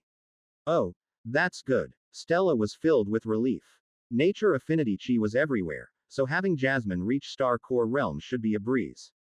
Wait, why did you say it was interesting then? Well, it's obvious to me that she has a strong affinity to nature chi, but she also seems to have the potential to cultivate numerous other affinity types. Which means she might have the ability to be a dual affinity. The potential. Or she is one. Potential. Jasmine's control over these threads of chi is far less than nature. Without my insight, she would likely develop into a nature-only cultivator. But if we focus her training in the presence of nature chi and another chi type, she will likely develop a dual core. Stella bit her lip as she looked down at Jasmine. Focusing on a single affinity would make the process faster and more manageable. Should I even tell her? If she knows, she will want to have a second affinity while being clueless about how hard it is to cultivate one, let alone two. As her master, I should pick the best route forward, right? Can I stop yet, master? Jasmine gasped out. Yes, yes. Stella relaxed her hand, and Ashlock closed his eye. Jasmine glanced back at the bark that looked as if it had before with apprehension. Did your father figure out what my affinity is? Stella grinned. He sure did. You have an affinity for nature chi.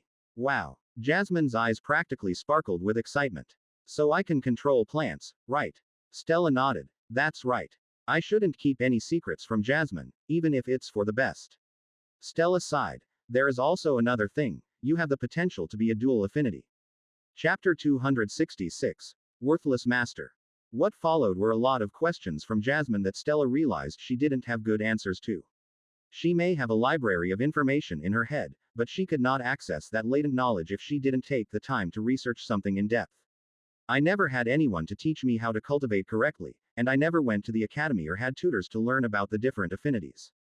Maybe Tree was right, and I am not cut out to be a good master. No, that's not fair. This might not be my area of expertise, but I know someone who could answer all of Jasmine's questions far better than I ever could. Having connections with powerful people who can help guide my disciple makes me a good master, right?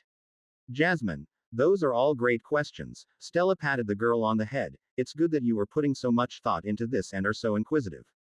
Being interested in the world around us is key to becoming a great cultivator. So what do you think I should do, master? Jasmine asked. Stella rose to her feet. I think we should ask someone who knows better than me. Jasmine frowned. You don't know, master. Silly girl, let me give you a life lesson. Stella crossed her arms. Nobody knows everything. We all have our strengths and weaknesses in every area of life. Would you judge a master alchemist for their poor swordsmanship? No, that would be unfair. The alchemists spent all their life studying rather than training to fight. Jasmine nodded her head as she listened along. Despite her young age, she seemed good at listening and understanding. Remember what I said about my parents leaving? I didn't have anyone to teach me how to cultivate properly, and I never studied the advantages or disadvantages of each affinity and how dual cores work. Wouldn't it be better if we spoke to an expert than I pretend to know the answer and cause you to make a wrong choice? That does sound like a good idea, Jasmine said. May I ask what master is an expert in? What am I an expert in? I'm not as bright as Elaine, as strong as Larry, or as caring as Ashlock. Douglas works far harder than me, and Diana has a better handle on her bloodline. Even after practicing swordsmanship as much as I have, I still lost to Nox.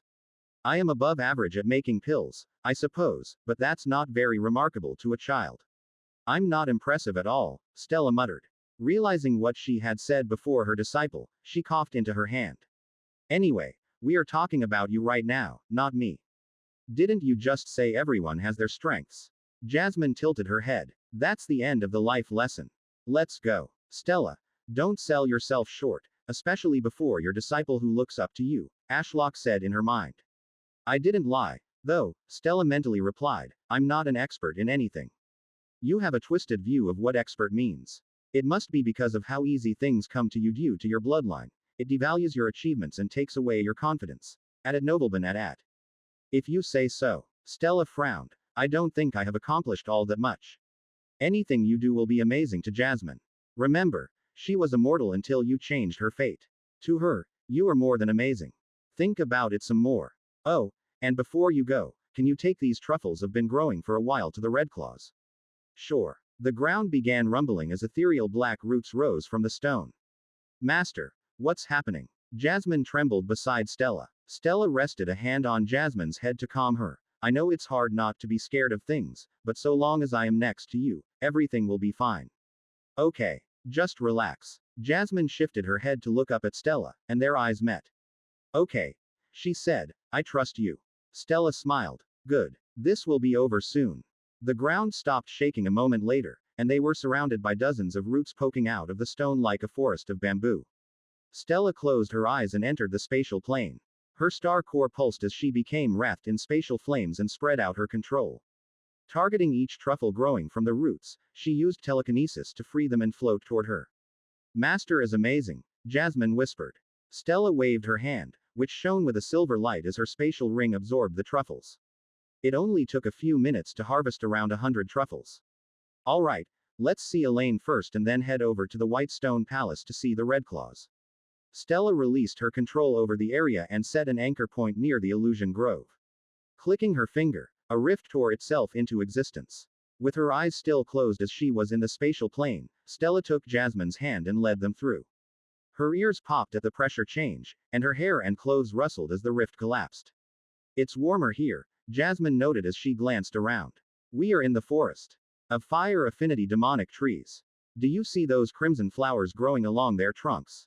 Those are blaze serpent roses.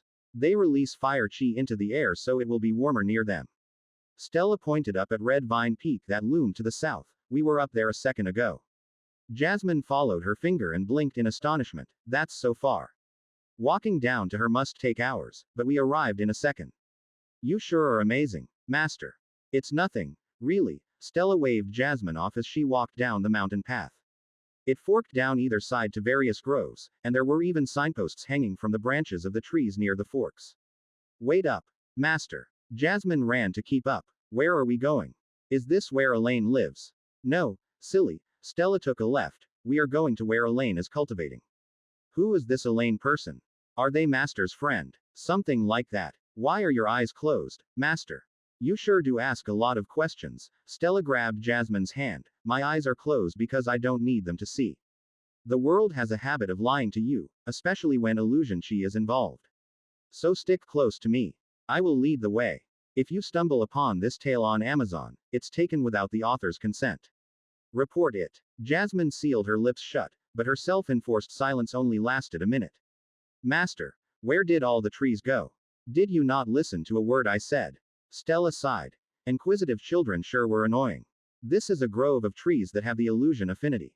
They are also covered in dreamweaver orchids, which alter the environment's appearance. The trees aren't gone. It's illusion chi playing tricks on your mind. Oh, Jasmine wasn't convinced, so Stella led her to a nearby tree and planted her hand on its bark. That earned an utterly shocked expression as she met an invisible wall. Happy now, Stella sighed as she continued guiding Jasmine down the path. Illusion chi is scary, Jasmine said as she stuck closer than before. Stella could see Elaine just up ahead in the spatial plane. She would have used a portal, but the dense illusion chi made it difficult, and since it was a short walk, it wasn't worth wasting the spatial chi to force a portal open. Elaine, sorry to bother you. Stella opened her eyes and left the spatial plane. Sure enough, it looked like she was in an empty clearing, but to her trained eye, she could see it wasn't quite right. The sound of rustling leaves in the wind was too close, and the sunlight on the ground was broken up as if sneaking through a canopy. The illusion faded, revealing a pink-haired woman wearing glasses sitting cross-legged under a tree. The rest of the grove also materialized as the dense illusion chi that had gathered here dispersed. Stella, it's rare that you come and visit me. I'm glad to see you recovered from your fight with Diana. Elaine got to her feet and flicked off the leaves that stuck to her robe. Oh, who is this? This is my disciple. You took on a disciple. Elaine ran over and placed her hands on Jasmine's shoulders. Dear, did she kidnap you? Threaten you with death? No. She must tormented you by dangling you through a portal to become her disciple, right? Jasmine scrunched her face in thought. I don't think so. Elaine, stop saying ridiculous things to my disciple. You're making me sound like some kind of monster. Ridiculous. I speak nothing but the truth. Elaine hugged Jasmine as if protecting her. Stella rolled her eyes. Okay, not ridiculous, but I don't do those things anymore. Elaine squinted at her as if studying her expression before letting go of Jasmine, sighing. Fine, I won't say any more. Did you come here to introduce me to her? That was part of it. Stella crossed her arms, but we also came to you for advice. Ash had a good look at Jasmine and determined that she was best suited to the nature affinity. However, there were a variety of other affinities that she also seemed suited to, and as a dual core who also got to pick their second affinity, I felt you would give us the best advice on what to do. Fascinating. Elaine pushed up her glasses. I have never heard of such a thing before. Either Ashlock has discovered something unknown to the world thus far, or Jasmine here is very unique. Usually, dual cores result from horrific techniques like nocturnes, though some are born with an equal capability for two affinities. Stella placed her hand on Jasmine's head. She isn't a nocturne and wasn't born a cultivator either. She was given the ability to cultivate by Ash's truffle. A mortal turned into a cultivator. Elaine tapped her chin. That might explain it. Usually, being attuned to a particular affinity is passed down through a bloodline. But if you never had a bloodline, to begin with, forcing you to pick a certain affinity, I suppose there's no reason you couldn't cultivate any affinity you wanted. Anyway, I am getting off topic. What was your question? Stella nudged Jasmine. Mistress Elaine. Jasmine seemed shy toward Elaine as she diverted her gaze. Stella told me that cultivating two or more affinities would be bad. Is this true? Great question. Elaine's spatial ring flashed, and a bowl appeared in her palm. She crouched down and began piling leaves off the floor into the bowl. Imagine this as your soul core. It's something you will form within your body in time, and these leaves represent nature chi. The job of the soul core is to store chi that you absorb during cultivation.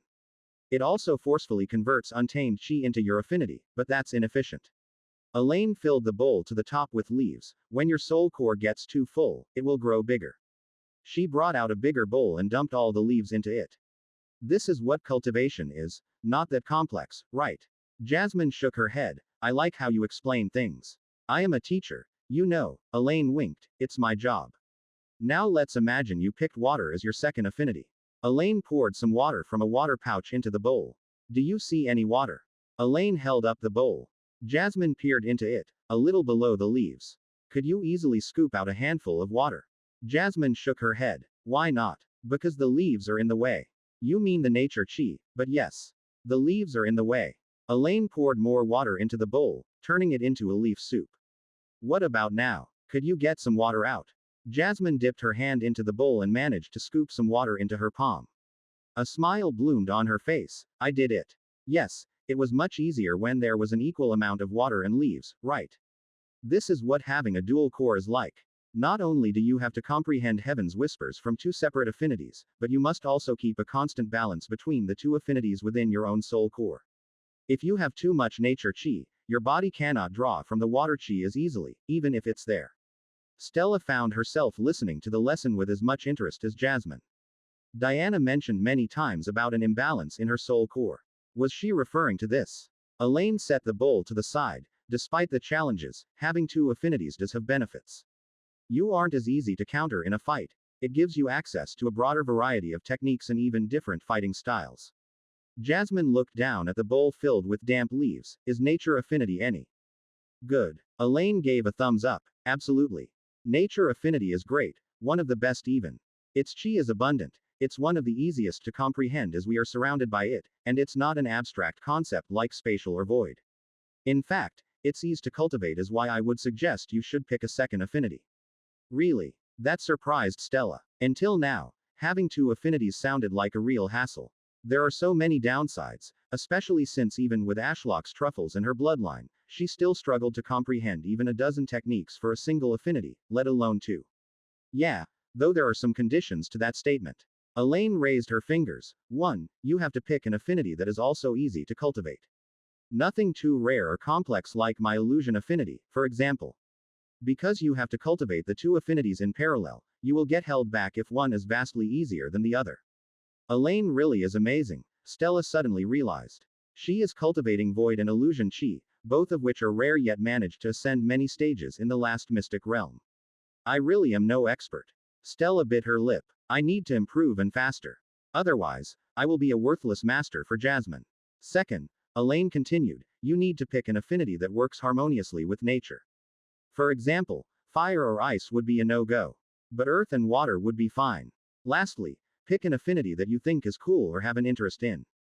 You will spend many years cultivating and listening to the heavens' whispers about whatever affinity you choose, so you better find it interesting. Jasmine nodded with determination. I want another affinity.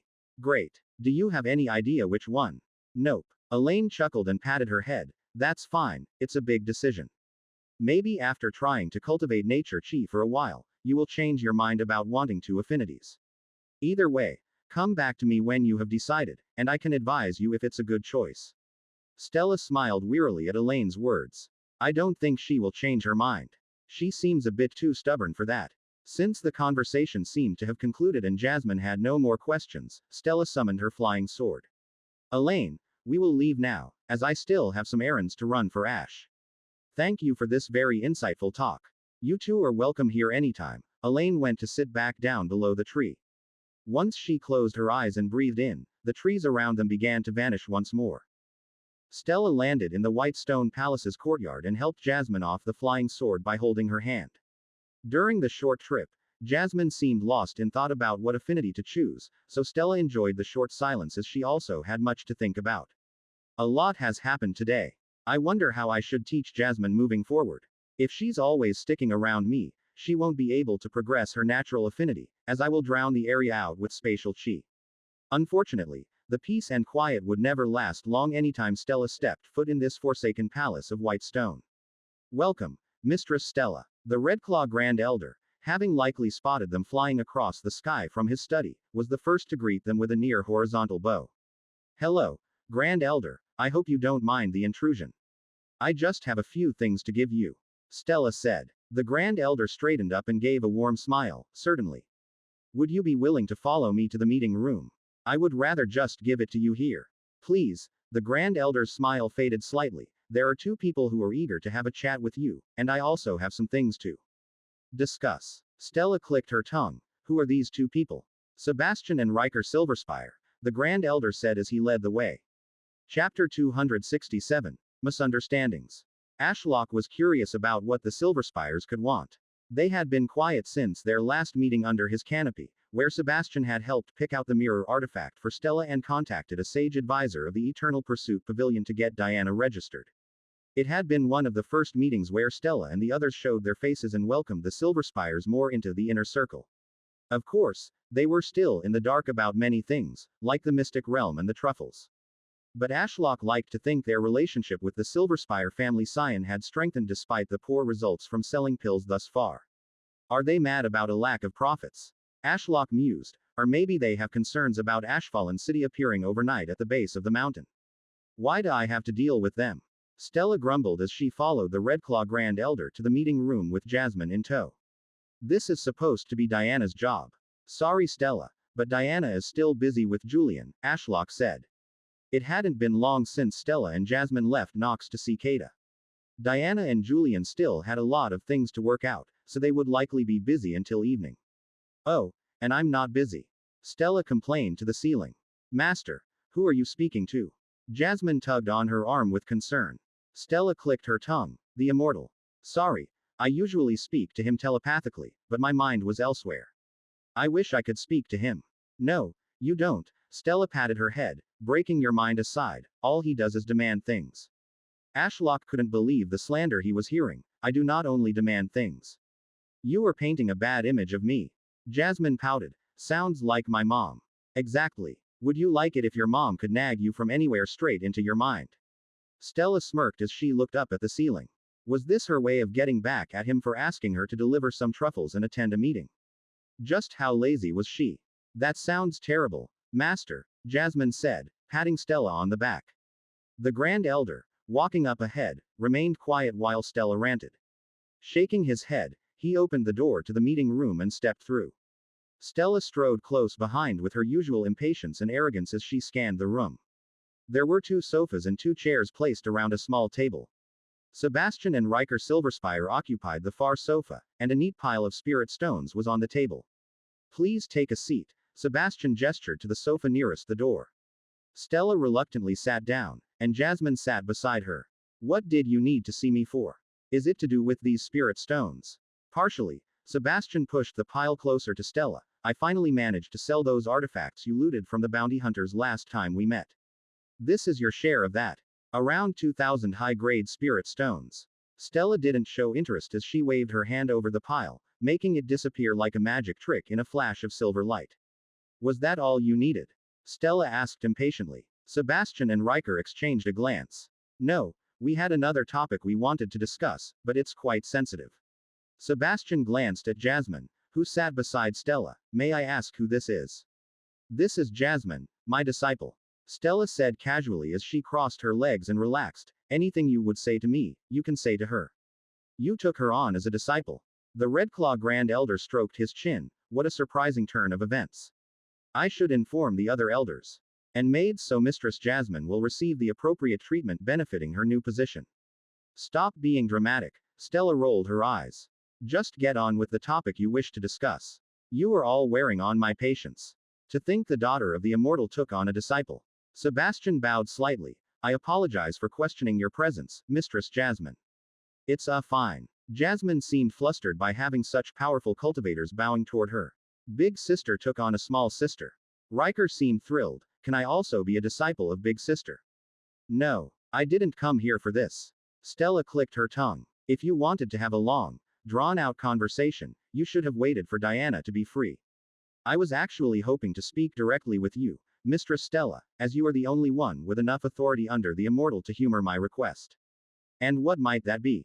Sebastian leaned closer. I am not blind nor deaf. I closely watch the surroundings and the ongoings here in the Redclaw's residence for Riker's safety and my own. Stella narrowed her eyes. What are you suggesting?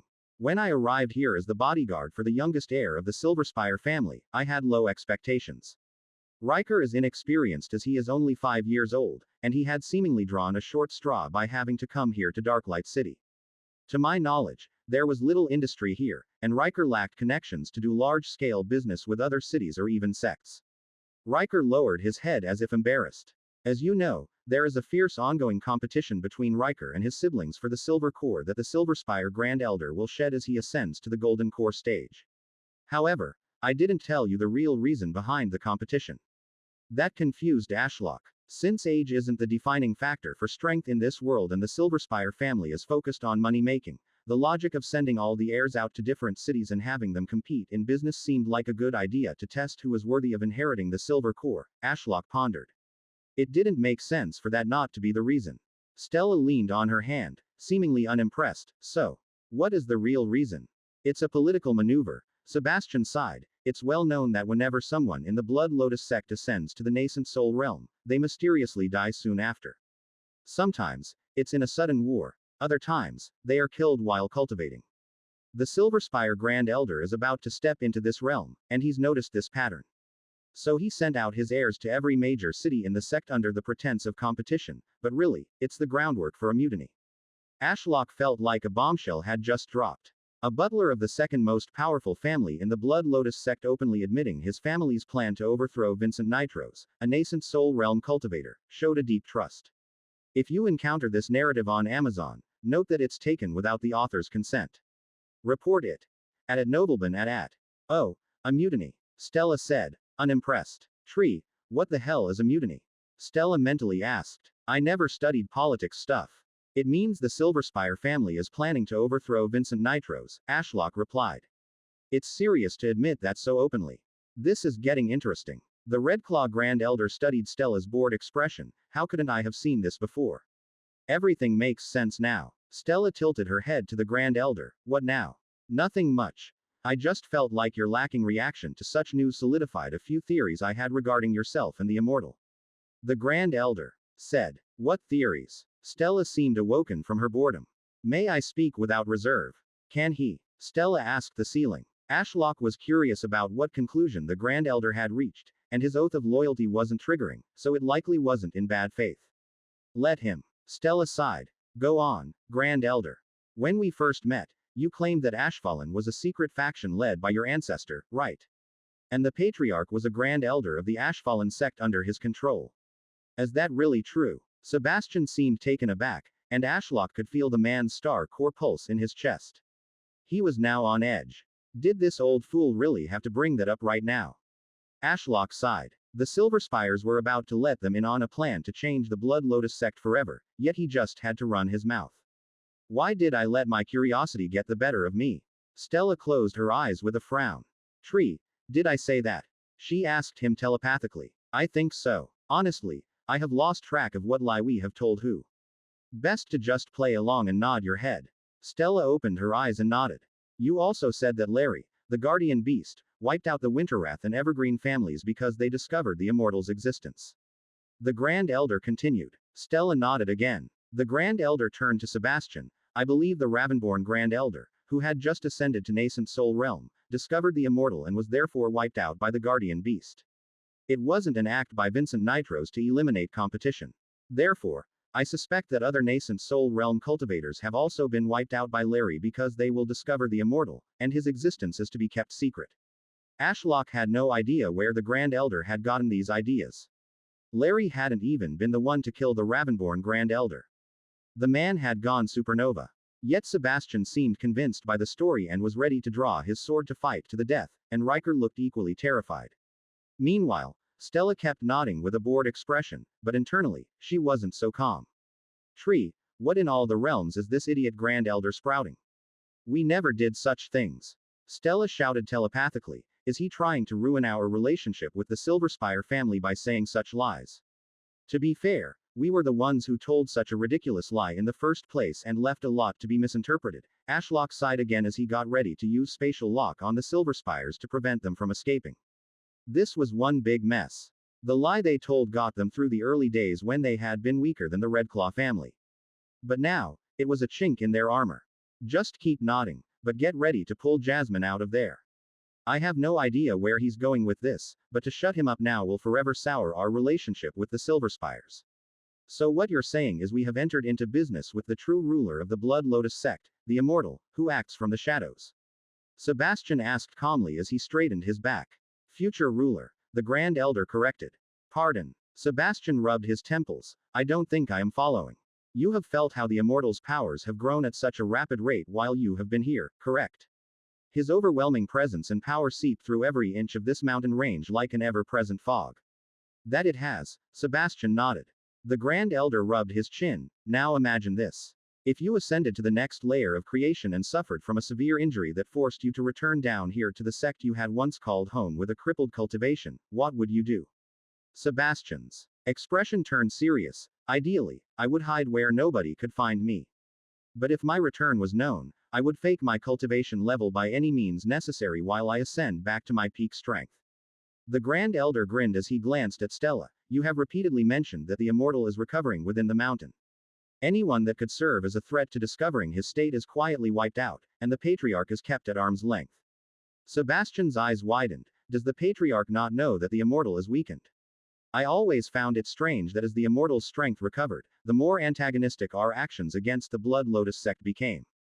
The Grand Elder stood and began pacing the room. We caused a war between the Voidmend and Skyrend families. Both sides were carefully weakened. The Voidmend family lost multiple elders at the alchemy tournament, and we stole their entire city of mortals from under their noses. Meanwhile, the Skyrends had their scions killed, and there are rumors from other nobles at the academy that half of the Skyrend family was mysteriously wiped out on their own mountain by a void beast. Say what now? Hey Grand Elder, you can't say such a rumor so lightly. The Skyrend family was attacked on their own mountain by a void beast. I can only think of one culprit. That was definitely Maple's doing. Ashlock groaned to himself, and the rest of those were not plans but rather attempts to survive. The Grand Elder is seeing the results but is clueless of the motives behind them, so he's making ridiculous leaps in logic. The Grand Elder paused beside the window. It was almost as if the Immortal is planning for an aggressive change in leadership for the Blood Lotus Sect by slowly wiping out the families most loyal to the Patriarch. The Grand Elder turned with his hands behind his back. If my theory is correct, Sebastian, you have come to the right people. We share a common enemy and goal. To kill Vincent Nitros and overtake the Blood Lotus Sect. Is that right, Mistress Stella? Ashlock was astounded. How can he be so wrong that he went all the way around to be right? That's honestly a talent. Sebastian and the Grand Elder turned to look at Stella expectantly. Stella returned a bored gaze. Did it really take you that long to figure out the extent of our plans? You were involved in half of them, and we hardly hid anything from you. I honestly expected better from you, Grand Elder. Stella smiled. She was clearly having fun with this. You were right about most things but have only gleamed the surface. The Grand Elder gave a deep bow, as expected of the Immortal and his daughter. Even with all the clues he has given me, this was the extent of my insight. If he could enlighten me about the rest of the plans, I could help more. I don't have the time or patience for that. You can figure out the rest of the plans yourself. Stella waved him off and turned her focus to Sebastian. As you heard from the Grand Elder here, we do indeed share a common enemy and goal. The death of Vincent Nitros is one of our many objectives. So, with that in mind, what was your request? Good deflection, Stella. Ashlock laughed. We got to keep them guessing. Sebastian paused to gather his thoughts. He seemed to treat Stella even more seriously than before, and Jasmine seemed in awe of her master as she kept deathly quiet to the side. I have been sending reports back to Riker's mother. Enough details that she gets the picture of what is happening here, but I, of course, kept a lot of information to myself. She doesn't hold the most authority in the Silver Spire family, but with the Grand Elder in closed-door cultivation, she holds some sway. Sebastian glanced at the Redclaw Grand Elder. As I said, I am not deaf or blind. The Redclaw family vanishes for a week at a time and returns far stronger. This is also true for Mistress Stella, Diana, and others. Even the immortal is rapidly regaining his strength. How observant. Stella flexed her star core as she stopped slouching and got serious, causing both Silver Spires to flinch under the sudden pressure. Choose your next words carefully. Sebastian gulped. From the chi density, I suspect the immortal is on the cusp of reaching the nascent soul realm. I reported to Riker's mother, who mostly keeps to herself in the family, how there was another at such a realm that could help our Grand Elder take on Vincent Nitros. I also explained how fast everyone here progresses. A black blade wreathed in purple flames materialized next to Sebastian's neck. It pressed against his skin as Stella glared at him.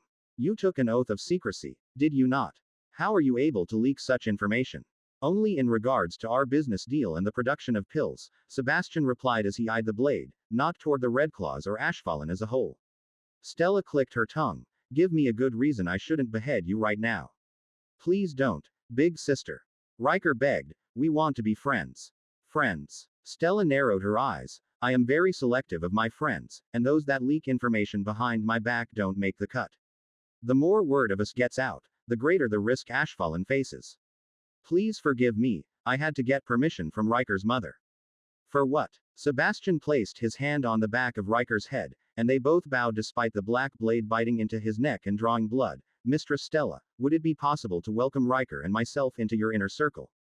To share this method of advancement that would far surpass the value of inheriting the silver core. We are willing to sign an oath of absolute loyalty, which I hope you understand is a big deal for an heir and servant to undertake. This would turn Riker's branch of the Silver Spire family into a close ally with Ashfallen. Silence filled the room. Please. Sebastian begged one last time, and his eyes widened as the sword was withdrawn from his neck. Chapter 268. Inner Circle. Stella, withdraw your blade, Ashlock instructed. His adopted daughter huffed the hair out of her eyes in annoyance but thankfully listened to him. She wiped the fresh blood off the black metal with a cloth before depositing the sword in her spatial ring in a flash of silver light. Sebastian hesitantly raised his head now that the instant threat of death had passed and let out a sigh of relief. So you want to join the inner circle? Ashlock spoke into Sebastian's mind with abyssal whispers. Since he had already cast the skill on him the last time they met under his canopy, he could reawaken the connection so long as Sebastian was within the range of his roots. He also projected his words to Stella and the Grand Elder so they didn't have to listen to a one-sided conversation. Sebastian quickly fished a bottle of Mind Fortress pills from his pocket and popped the cork. He only gulped down a single pill compared to the 3 he had last time. Immortal, as a person in power, I hope you understand how big of a deal this offer is. I am a servant to an heir of the Silver Spire family and a prominent member of a branch family in my own right. For the two of us to offer ourselves to you with an oath of absolute loyalty means we place the Ashfallen sect above our own family. If you were to go to war with my brothers and sisters, I would be at your side with a blade drawn pointed at my own kin. Sebastian placed a hand on Riker's head, and for once, the little rascal didn't raise a fuss. Despite Riker being from the main branch, he is the 7th in line, and his mother holds less power than the Grand Elder's other wives. Even if he received the silver core, his position in the family would not be elevated by much. I understand now. You see more potential for Riker's future under the banner of Ashfallen. Is that correct? That I do, Sebastian nodded. It's why I hope you will forgive me for sharing that information with his mother. It took an understandable amount of persuasion for her to agree to let her son swear an oath of loyalty to an unknown sect, knowing that she could one day face Riker down on a battlefield. I believe in the importance of family, Ashlock replied. There will always be a spot open for Riker's mother here at Ashfallen, and I will do everything to ensure the scenario you just presented does not occur. That I appreciate more than you know. Sebastian ran a hand through his silver hair. Despite your conviction, I cannot welcome you into the inner circle. Sebastian's hand paused. If you swear an oath of loyalty, I will give you and Riker access to all the resources you seek. Both of your cultivations will skyrocket, and you will be under my protection. Don't misunderstand. I am generous, and I fully understand the sacrifice that you are making for such a leap. Ashlock paused. But joining the inner circle for now is impossible. Why not? Sebastian stood up and petitioned to the ceiling. We share a common enemy. You will have the loyalty of an heir to the main branch of the Silver Spire family. One of the most powerful in all of the wilderness. Ashlock knew all that, but it didn't change the fact that he didn't want anyone new joining the inner circle, because it was nothing like Sebastian was expecting. Everyone was lazy. They didn't have many secret plans like they alluded to, and Ashlock didn't feel like he could be himself with a new person around, especially someone as uptight as Sebastian. Some may call him introverted, but it was the truth. He was happy with his tight-knit group and was adverse to bringing in new people. Luckily, he had a scapegoat. Anyone Stella disapproves of is not allowed in the inner circle, Ashlock said simply as if it were a fact. I may control things from the shadows, but she is in charge while I cultivate. You betrayed her trust, and she drew her sword on you. But I had to. There is, unfortunately, nothing I can do. If you earn Stella's approval in the future, perhaps you may be welcomed into the inner circle. But for now, we are happy to take you on as a vassal of the same rank as the Redclaws. You will receive all the same benefits. The only difference is you will live here on Whitestone Peak. Sebastian sat back down and eyed Stella across the table. Stella was seething with rage. Tree, did Nox's attack knock out your brain? How are you sprouting even more nonsense than the Grand Elder was earlier? Stella shouted at him through telepathy as she ground her teeth. This is the most ridiculous meeting I have ever been in. I am never agreeing to one of these again. Stella, do you want Sebastian snooping around our peak? Sitting on the bench beside you? Telling you off for lazing around? What about having Riker constantly asking to be your disciple or wanting to train with Jasmine? Does that not sound horrifying? You're right. That does sound horrifying. The Redclaw Grand Elder and the Silver Spires might start asking why Jasmine was led into our inner circle, but they aren't. By making you the gatekeeper, your disciple's inclusion is obvious, and if you find anyone else you would like on our peak, you can wave them in. You know what? I quite like the sound of this. Stella calmed down and resumed her haughty pose as she tapped her chin. Seeing that his scapegoat was open to the idea, Ashlock went for the finishing blow. This also gives you a position of absolute authority in the sect. Nobody will want to get on your bad side as it denies them the possibility of reaching the inner circle. Stella's lips curled up into a smirk. You heard the immortal. Your actions that put Ashfallen at risk displease me, but your value is notable. Join the sect and work hard, and I may forgive this transgression someday. Ashlock chuckled as he saw Sebastian's respectful bow. She plays the part of a haughty princess so well it even tricks seasoned cultivators. Then, we will take you up on this offer. Sebastian sighed, an oath of loyalty for power. Turning our backs on family, we pledge ourselves to Ashfallen. I hope, in time, you will recognize our worth and sacrifice, Mistress Stella. I will make a note of it. Stella nodded. The oaths will be written up in heavenly ink and delivered to you in the near future. If that is all, I have much to do so. Just a minute, Mistress, I have another topic to quickly discuss with you and the Immortal. The Grand Elder said, remember how we plan to take on cultivators from Darklight City and have them live here in the Whitestone Pavilions? Yes. Stella raised a brow. What about it? I was going to propose a tournament as held to decide who should be allowed in as spaces are limited, and it will give us prestige if it becomes known that we have high entry requirements. The tournament could either be held down in the arena by the Academy, or perhaps we could turn the giant market square up here into a makeshift arena. Unauthorized duplication. This narrative has been taken without consent. Report sightings. Ashlock had actually been thinking recently about how he wanted to rapidly expand the number of cultivators under the banner of Ashfallen while managing secrecy and the sect's resources. He didn't have infinite resources to give out, nor did he want to. Once I ascend to the nascent soul realm and don't have chi to carelessly waste, every fruit I grow will set me back from advancing toward the monarch realm. But I also need a lot of cultivators to help me face off against the beast tide in the coming years, so there had to be a balance between investment and reward. Ashlock mused, what I need is talented cultivators with a hunger to learn and improve while also being able to work in a team environment. That gave Ashlock an idea. Let's have a tournament near the academy where cultivators are randomly assigned groups.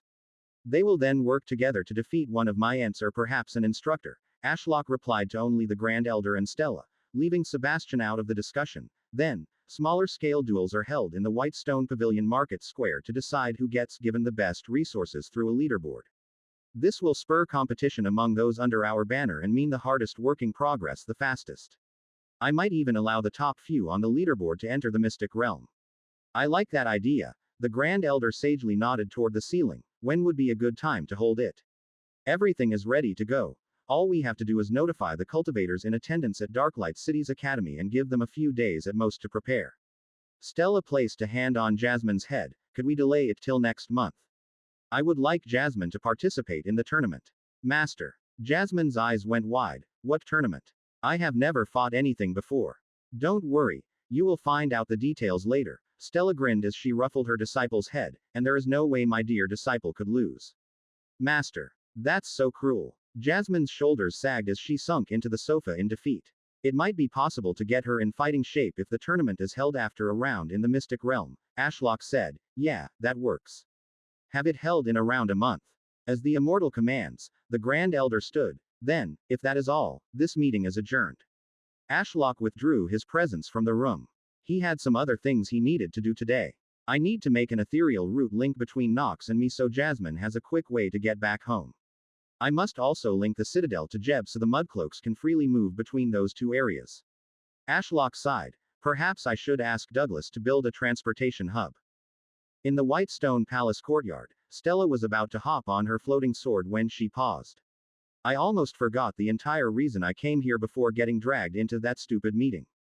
Grand Elder. Stella turned to face the man, seeing them off with a smile. She pulled off a cheap golden spatial ring and placed it in his palm. This spatial ring contains 100 spirit root improvement truffles, alongside a few heart demon purging ones and a load of other fruits such as Mind Fortress, Lightning Chi Barrier, Enlightenment, and more. Feel free to give the majority of them to your family, and any you don't use, give to Cain as her crest to be turned into pills. I thank the Immortal for his immense generosity. The Grand Elder gratefully took the ring as if it were a treasure. Have a safe journey home, Princess. Stella smiled. She liked that title. We are in Ashlock's territory. What could go wrong? Come on, Jasmine, let's go.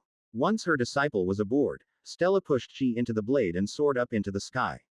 Tilting the sword, she began heading east toward the many human villages. Where are we going, Master? Jasmine asked as they shot down the mountain. To find someone I lied to a long time ago. Stella's eyes darted between the tiny dots of brown that were villages, trying to discern which looked the most familiar. You lie to people. Did I really lie if I make what I lied about into a reality? Jasmine scrunched up her face in confusion. I think so. Stella laughed as she brought out 2 white wooden masks. Slipping on one, she turned to hand the other to Jasmine. What is this for? Interacting with mortals is bothersome, something you should know since you used to be one. Stella tapped the wooden mask on her face. This helps hide our identity from them. Didn't you wear this same mask when you saved me? Jasmine asked as she looked down at hers. Did you find me bothersome? Stella hummed. Possibly. She wasn't paying attention to her disciple as she scanned the land below. That looks like the village nearest to where I found that kid huddled under a rock from that insect monster. Stella tilted the sword toward it. The location was near the Great Wall that separated the eastern fields from the rolling meadows of the wilderness. With Tree's presence and Larry's hunting sessions, there have been no incidents with monsters around these parts as of late. Stella let off the faintest hint of her presence as she arrived above the village and began to descend. All of the doors of the village banged open nearly simultaneously, and middle-aged men and women armed with rusty shovels and rakes ran outside. At Nobleman at. Someone sound the bell to alert the Redclaws. One of the men shouted as they all glanced around with their knuckles going white from holding the shafts of their tools so tightly. I sensed a monster. Is my presence really so frightening? Stella wondered. And why do none of them think to look up? Calm down, mortals, Stella called out. If they ran the bell, it would cause an unnecessary panic. All the villagers squinted and covered their eyes from the sun with their arms as they looked up. Is this the village with the mortal named? Stella trailed off and realized she couldn't remember their names or face. Was it something beginning with an A? No, that doesn't seem right. AW, perhaps. A kid with sandy blonde hair dashed between his father's legs, scrambling to get out of his wooden hut. Miss Cultivator. Is that you? Stella squinted at the kid behind her mask. I have no idea who that is. What is your name, mortal? Stella crossed her arms as she floated a few meters overhead with the sun to her back. Sam. The body energetically replied, you told me I could be a cultivator one day if I reached the top of that mountain, and you would tell me the secret to cultivation. That name does sound familiar. Sam. I remember him being a half-dead kid who was nothing but skin and bones, but here he is, bustling with energy and life. Is this really the same mortal I lied to? Yet the story checks out. That is what I told the kid, so this must be him. Stella lowered her sword and hopped off. Leaving it floating there, she strode over to Sam with Jasmine in tow. Are you really Sam? Stella said as she paused before the boy and looked down at him. You look more full of life than I remember. Sam scratched the back of his head. Well, I had been running from that monster for a few days when you found me. But since you left, I have been eating well and training every day because the village has put their faith in me. Even if I still can't cycle any chi, if I train myself enough, I should be able to climb that mountain to meet you. Now I feel bad for lying, though I suppose it's motivated him to train. Yes, let's focus on the positives here. At least I get to look generous in front of my disciple. Stella's spatial ring flashed. A truffle, a bottle of pills, and a parchment that detailed the most basic breathing technique appeared in her hands. This is for you, because of all your hard work. You have been watching. Sam took the gifts with wide eyes. Sure, I feel like I messed up this conversation somehow. Stella frowned behind her mask and quickly changed the topic. Eat the truffle and the pills, and follow that parchment, and you should find it easier to cycle chi. If you want to try your hands at some combat practice, a tournament will be held in a month at Darklight City. Those with the most potential will be welcomed into the Ashfallen Sect and be allowed to live atop Whitestone Mountain. A month away. Sam's excitement faded. That's too soon. There will be more tournaments in the future, so don't worry, Stella reassured the boy. Oh, and my disciple here will be participating, and as of now, she is not far above you in cultivation level. Really? Sam eyed Jasmine, who was a head shorter than him. Yeah, if you beat her in a round, maybe I will even let you replace her as my disciple. Master. Jasmine shouted in horror. Only joking. Stella ruffled her hair. It was fun seeing her react like this. Sam clenched his fists, and there was the fire of determination in his eyes. A month. I can do this. He does know I was joking, right? I would never trade this random mortal for my adorable disciple. Stella wondered but decided it didn't matter. Thank you for blessing my son with such gifts, the man behind Sam, who was likely his father, said with a grin. The name's Barry, by the way. Feel free to come round whenever you need fresh vegetables or a hearty soup. It was nothing really. I was simply passing by. Stella waved the man off and hopped back on her sword. Thank you for the offer, though. You should check out Ashfallen City, which is near the old mine. It's far closer than Darklight City and would be a good place to sell food. With that, Stella took to the skies, leaving the villagers behind. There were still a few hours before Jasmine had to go home to her mom, and Stella planned to have her eat every truffle and fruit imaginable. Chapter 269. Cultivation Lesson. Jasmine felt like her entire worldview had shattered into a million pieces in a single day. She had seen a shadow spirit, met a grumpy ink snake, was taken in as the disciple to the daughter of an immortal, and discovered that the immortal is a facade and everyone is taking orders from a spirit tree. If that wasn't enough, she was dragged into a meeting with an heir of the Silver Spire family and the grand elder of a noble family. They bowed to her with respect. She watched her master effortlessly tame the Silver Spires. Then she was told she would participate in a tournament a month from now, having cultivated for only a few days and having no combat experience. In a daze, she was taken by her master to a mortal village and told if she didn't perform in the upcoming tournament, she would be replaced by this mortal boy, and now she was back in the sky on a flying sword.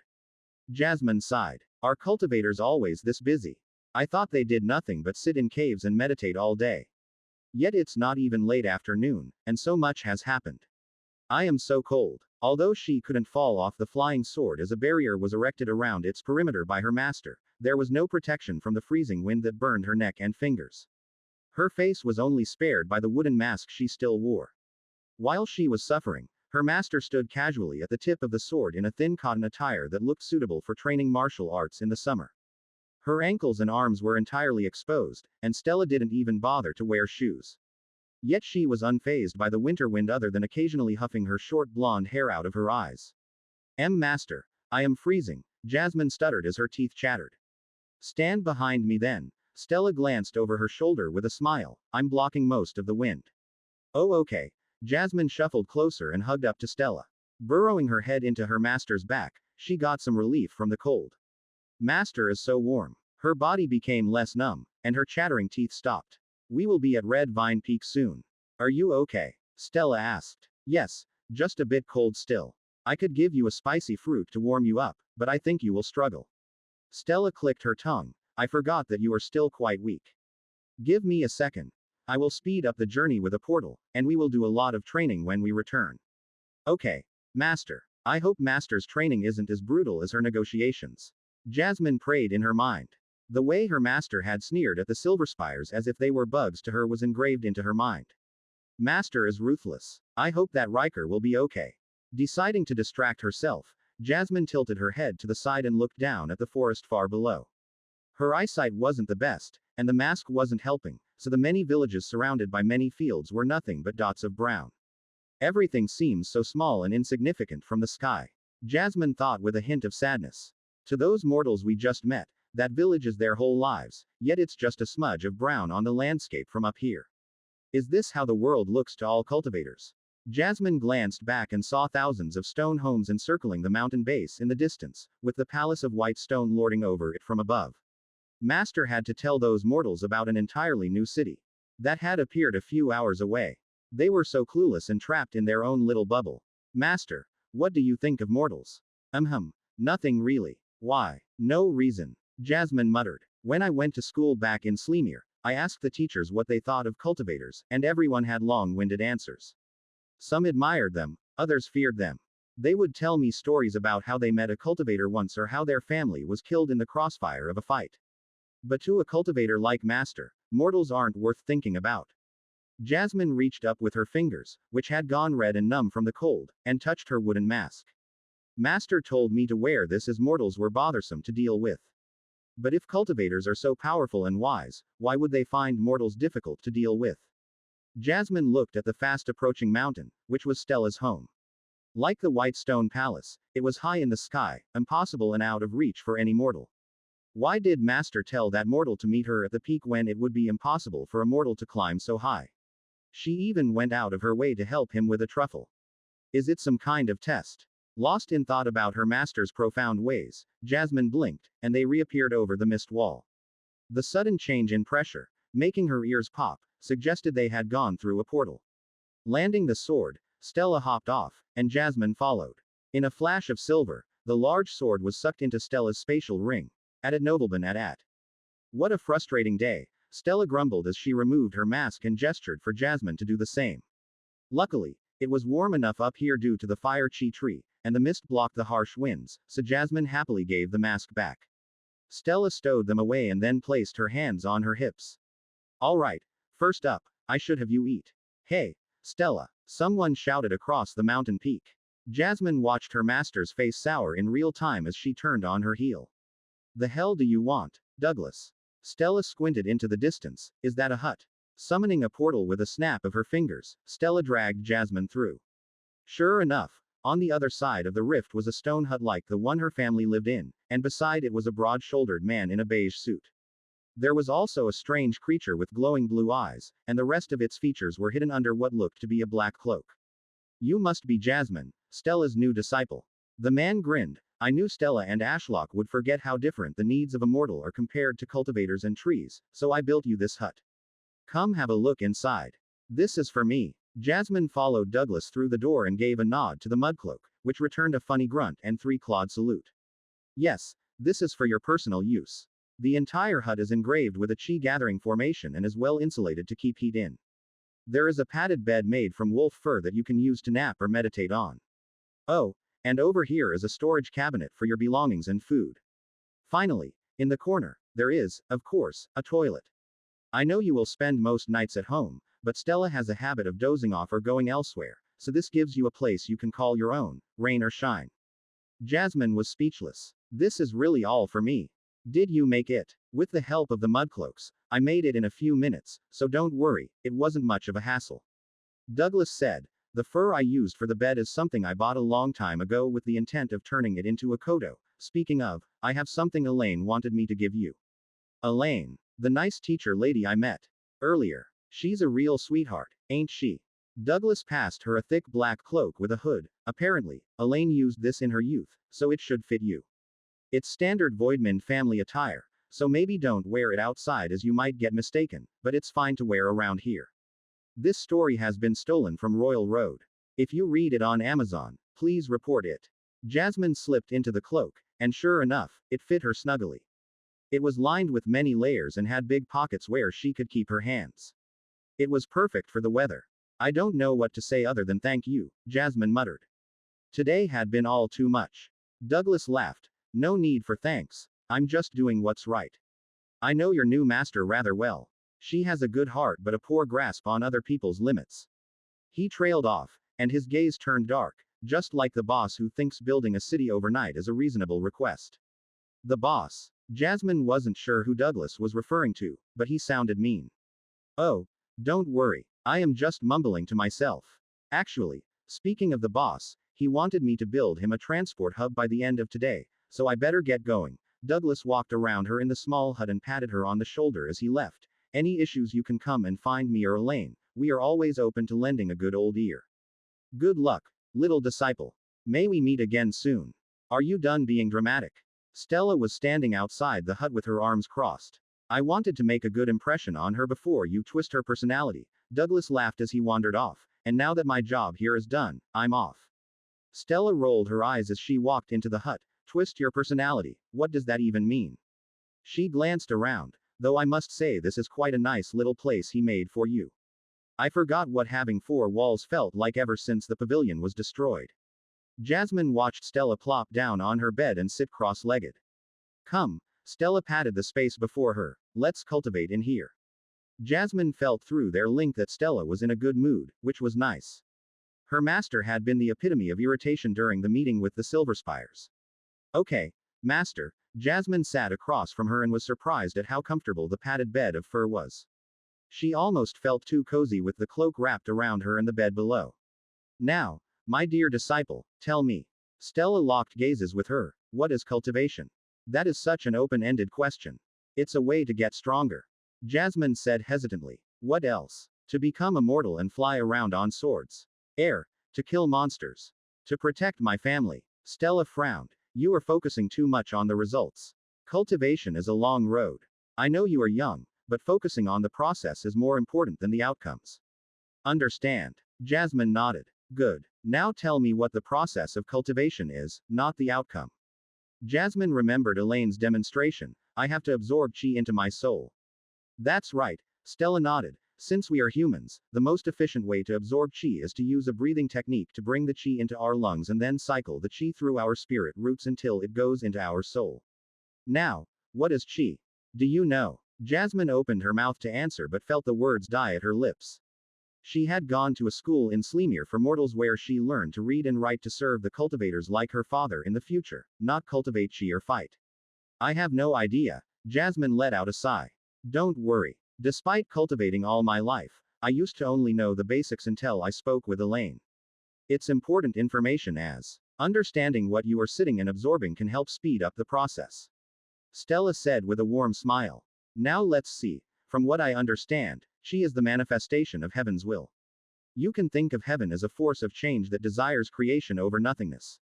So chi is basically heaven's energy. When you cultivated earlier today under Nox, what did you experience?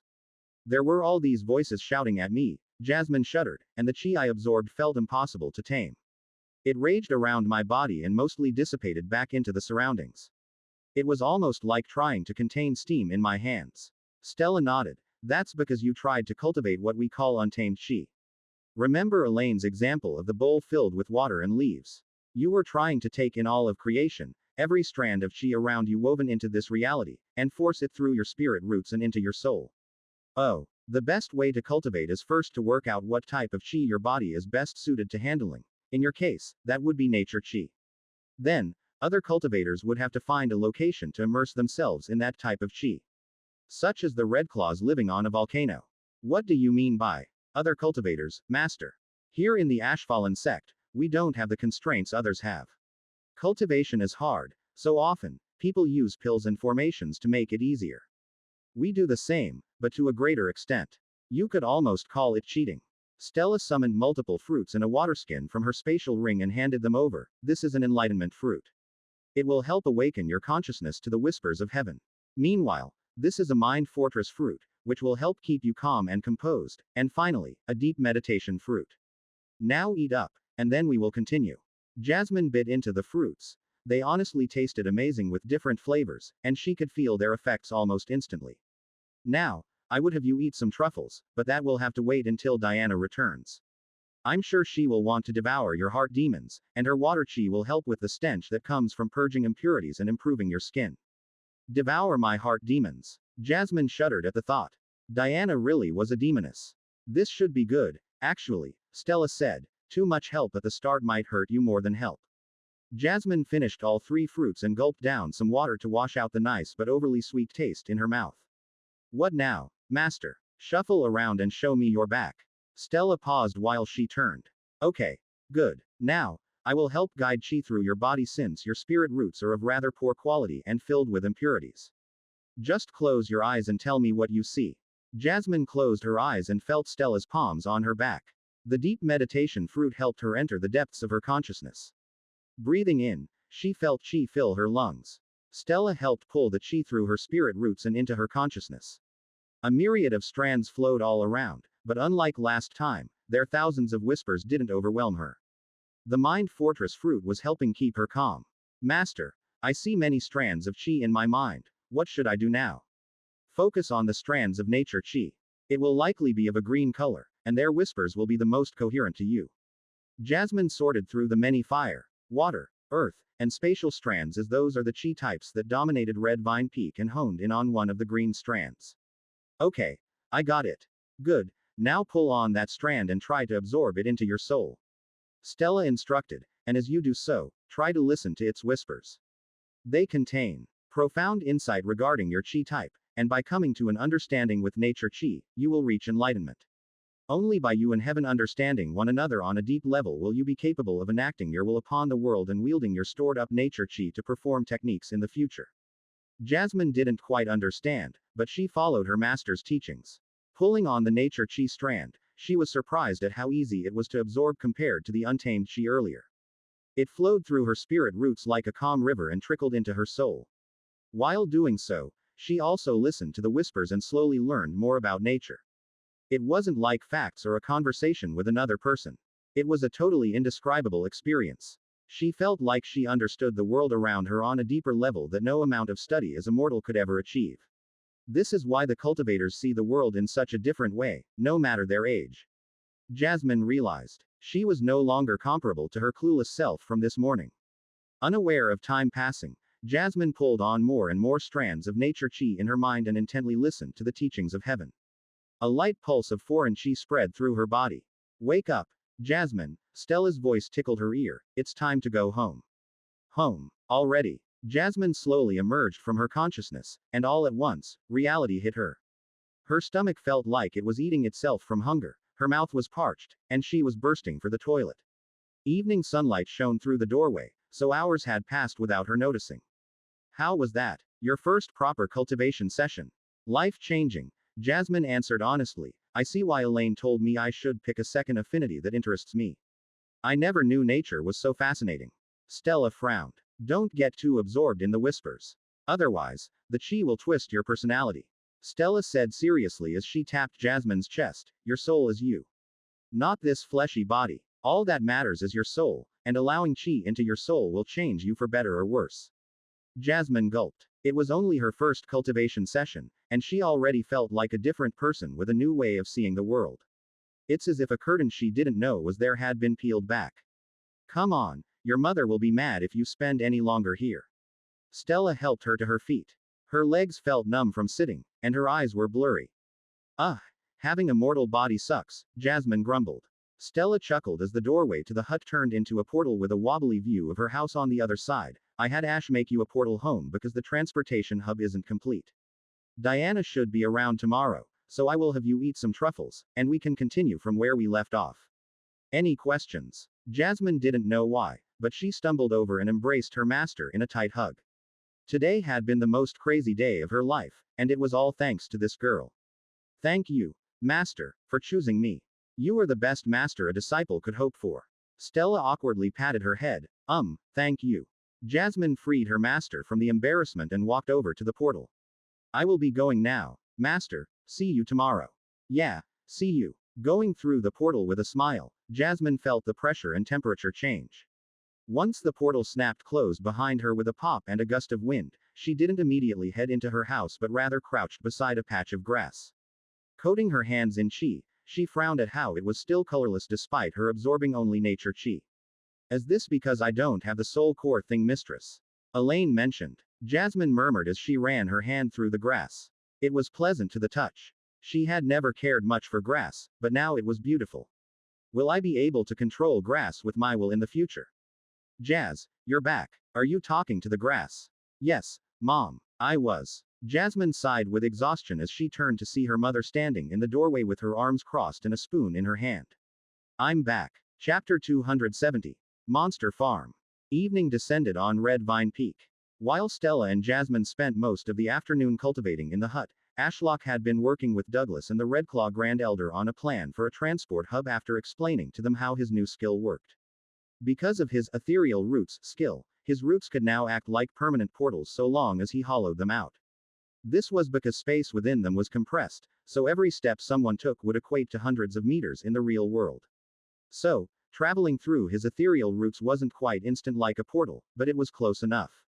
A journey that might have taken hours would now take a few steps. Since he wanted other people, such as the Redclaws, to use his root network to hunt for corpses out in the wilderness or get around the Sect, he didn't want all his ethereal root tunnels to originate from Red Vine Peak. Of course, since the roots were attached to his body, all would eventually lead to him. But luckily, he could decide where the openings to the hollowed-out roots were. Almost like train stops. For example, he could have a route with 3 openings. One near his trunk on Red Vine Peak, one in the White Stone Palace and a final one in Ashfallen City. Space between these 3 openings would be compressed, allowing someone to get between the 3 openings within seconds. This is how Ashlock came up with the idea of a transportation hub. He wanted a location where all his hollowed-out routes converged, similar to a capital city's train station. Since the place needed to be away from Red Vine Peak and security was a concern, Ashlock settled on the transportation hub being constructed inside the White Stone Palace. But where should it be? Ashlock searched the interior of the palace. The basement was already dedicated to the alchemy lab run by Elder Margaret and Kainazar Crest. The western side of the palace was heavily used as it faced the courtyard, so there were many meeting rooms. Meanwhile, the central section of the palace was dedicated to the Redclaws. Actually, what about the servant area? There should be room there as this building was designed to house the servants of the Winterwrath and Evergreen families. Ashlock found a wide corridor lined with unused servant rooms in the palace's eastern wing. Okay, this is perfect. Ashlock said to Douglas, we will use this area.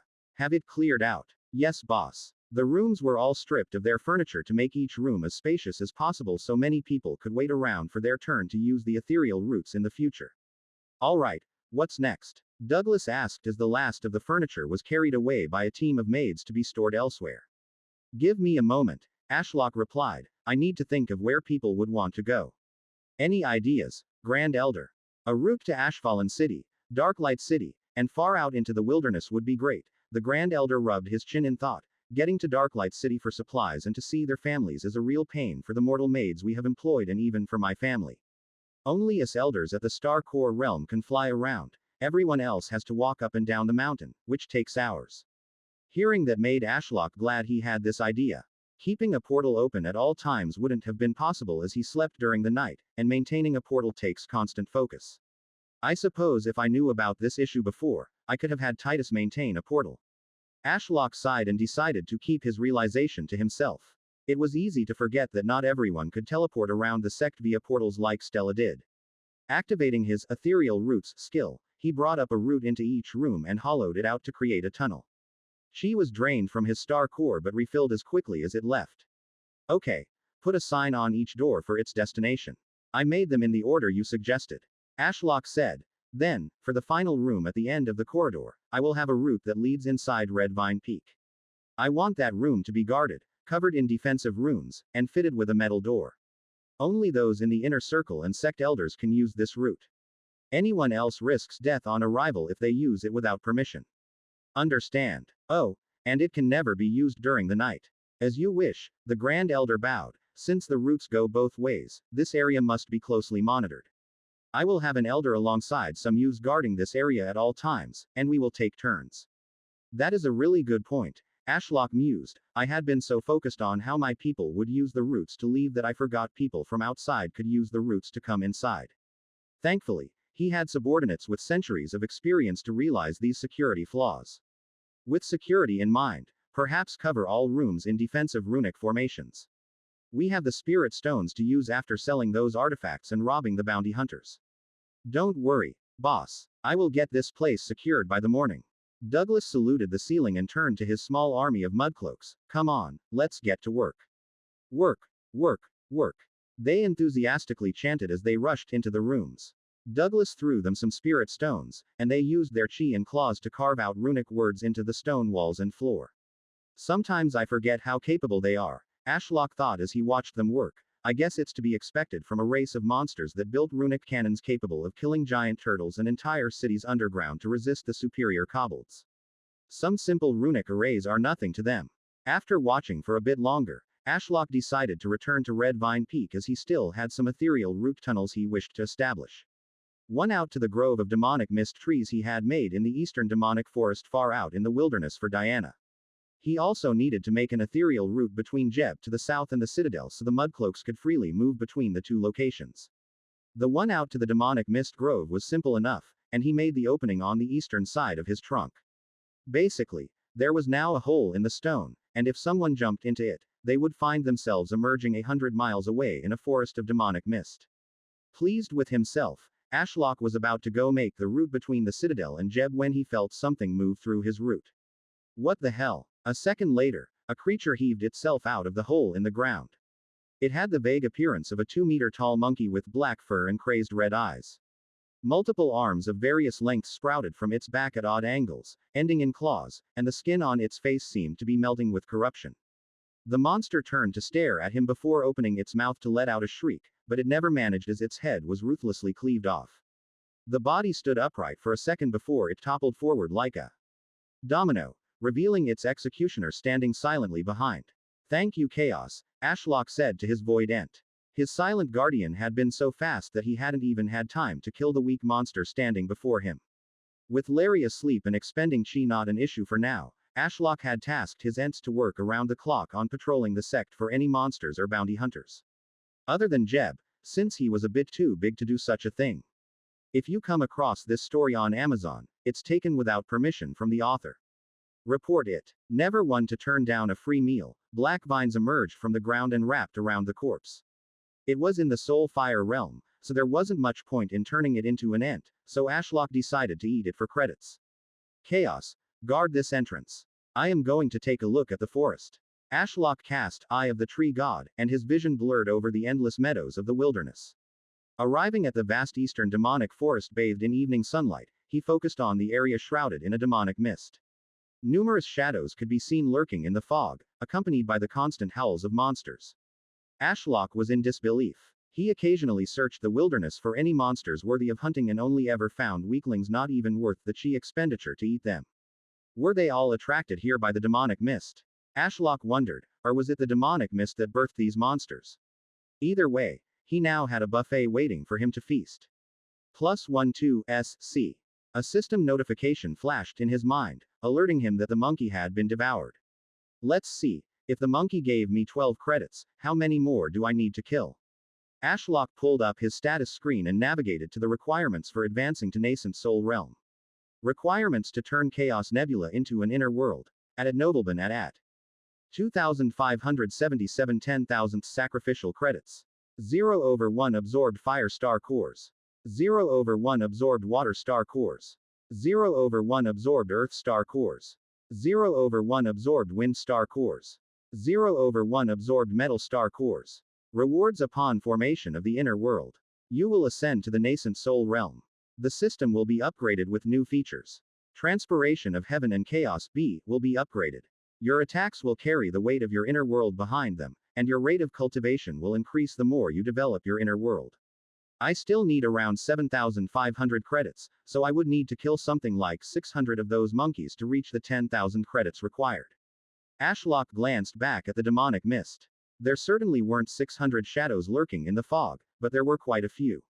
Wait, now that I have unlimited chi, it's worth hunting anything that will give me credits since I don't have to worry about wasting my chi. I can even send my answer Larry when he wakes up from his evolution to capture the monsters. Suddenly, the 10,000 credit requirement to form his inner world didn't seem so steep. Especially if he went hunting during the next mystic realm for some higher cultivation monsters that would net him far more than a measly 12 credits. That just leaves the star cores I need for my inner world to worry about. Luckily, I have quite a few options to choose from to gather them. If I have the Red Claws haul back a star core level monster from the next mystic realm, that would solve the fire star core I need.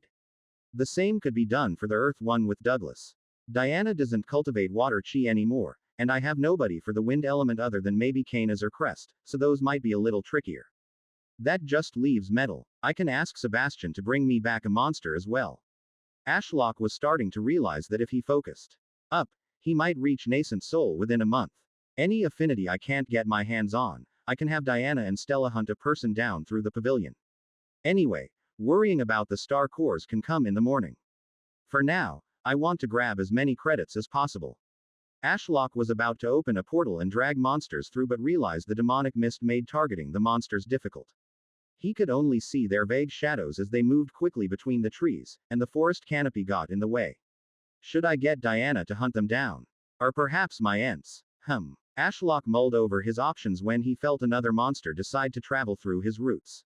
Switching his view back to his trunk, a fresh, headless corpse was ready to be eaten, with Chaos casually standing there. Why does this remind me of those conveyor sushi restaurants? Ashlock chuckled as he devoured the fresh corpse. I'm not sure why monsters keep trying to go down my ethereal route, but this could work nicely if they keep doing so. Ashlock created a dozen more ethereal route tunnels leading to various points in the demonic mist forest to see if that would increase the rate at which monsters came through. Chaos, kill any monster that appears from these holes and leave their corpses near my trunk, Ashlock instructed and then went to find Titus to tell him to help. With 2 ents on guard duty, killing some weak monsters should be a breeze. Wake me up if any powerful people come through the roots like bounty hunters, okay. 2 more mutated monkey-like creatures appeared from the holes. Chaos tore one in half in a split second, and Titus pulverized the other into a paste with a soul flame-coated hand, making the entire mountain tremble. Yeah. Good job. Keep doing that. Tree. Stella suddenly appeared out of the hut wreathed in spatial flames and with her sword drawn. What in the 9 realms is going on? Are we under attack? Relax. Come take a look. I've found a new way to kill monsters. Stella vanished and reappeared next to Chaos via spatial step. 4 more monsters emerged from the holes, and they were swiftly butchered and added to the devouring heap. +18 SC. +9 SC. +15 SC. Notifications popped up now and then, but Ashlock mostly ignored them. What's happening here? Stella raised a brow. Where are they coming from? The demonic forest to the east, Ashlock explained. I made a demonic mist grove for Diana, and when I went to create an ethereal root tunnel to it, monsters started coming through. Any idea why? Stella tapped her chin. I think it's because monsters are attracted to anything that is a source of chi, especially demonic chi. It's why they appear along the roots of ley lines. Stella leaned over and looked down into the hole. You use your roots to transport chi around your body, right? Yeah. Stella nodded in understanding. The monsters must think they have stumbled upon a ley line, and when they go down into the hole to feast on the chi, they end up here. That made a lot of sense. It also explained why so many monsters had gathered in the demonic mist. They were attracted there by the demonic chi floating around, and the fog likely helped weaker monsters hide away and survive, so it was safer than being out in the open. Do you want me to go to the forest and slaughter the monsters for you? Stella asked while 2 more monsters crawled out from the holes and were killed by Chaos. No need. This solution seems to work well at bringing the corpses to me with minimal risk. Though do you think you could watch this area overnight? There's a low chance, but too many monsters may come through at once for Chaos and Titus to deal with. Sure. Leave it to me, Stella said with a yawn. Thank you. With that sorted, Ashlock had one last thing to do before sleeping. I need to make a route between Jeb and the Citadel. Though I wonder how the Citadel is doing. I haven't checked on it for a while. Ashlock pushed his spiritual senses through his roots into the giant hole running through the mountain. The monolith in the center was covered in a thick layer of moss, and the spiral staircase now led to thousands of rooms built into the mountain. As he had previously instructed, the top section was mostly empty rooms reserved for his sect members once completed, while the mudcloaks had the rest to themselves. Going all the way to the monolith's base, Ashlock was surprised to see the mudcloaks had dug even deeper. They had expanded into the old path the giant worm had taken and had a whole little city down here. There were roads, market squares, 2 mudcloaks engaged in a street fight, and rows of restaurants serving moss with spices they had gotten from God knows where. He even saw a mudcloak wearing a hat and trying to bash another on the head with a stick in an assembly line that made knives. Okay, so that's where they got those knives from. I'm starting to wonder if letting these menaces out of the citadel is a good idea. Do they intentionally act dumb so I turn a blind eye as they overtake the world? Surely not. Ashlock made the ethereal root tunnel at the end of a road that led to a dead end and decided to withdraw from this wacky city thousands of meters below. The monster farm near his trunk seemed to be going fine, so with the sun setting, he decided to have a well-earned rest under the 9 moons. It was a relaxing place that felt like a spa visit, but he did it for another reason despite his lack of need for chi. Glancing across the dreamscape, he saw Nox gathering chi from the moons. If he didn't use his nocturnal genesis skill at night, it wasn't only his offspring that missed out on the extra chi, but also Nox. What a long day. Ashlock yawned in his mind as he drifted off to sleep. Maybe I should dig deeper tomorrow to find one of those ley lines Stella mentioned. Sunrise came late as winter approached. The cold made waking up an absolute chore. Weirdly, over the usual sound of rustling leaves in the wind and chirping of distant birds, there was a loud munching noise and snoring. Idletree daily sign in system. Day 3598. Daily credit 35. Sacrifice credit 2787. Sign in. Those are less credits than I had been expecting. Ashlock cast out his spiritual senses to see what was happening beyond his bark. First, he saw Stella sprawled out on the bench like a cat, fast asleep with her leg propped up on the backrest and her head rolling off the side. She was the source of the loud snoring, likely due to her terrible sleeping posture. Next, he noticed the cocoon of swirling ash that had weighed on his branches was gone. Following the munching noise, Ashlock glanced at the monster farm and found Larry in all his divine ashen glory with a half-eaten monster hanging out of his mouth. Oi, you big spider. What the hell do you think you're doing with my breakfast? Ashlock asked Larry, and the divine spider dropped the corpse like a dog caught in the act.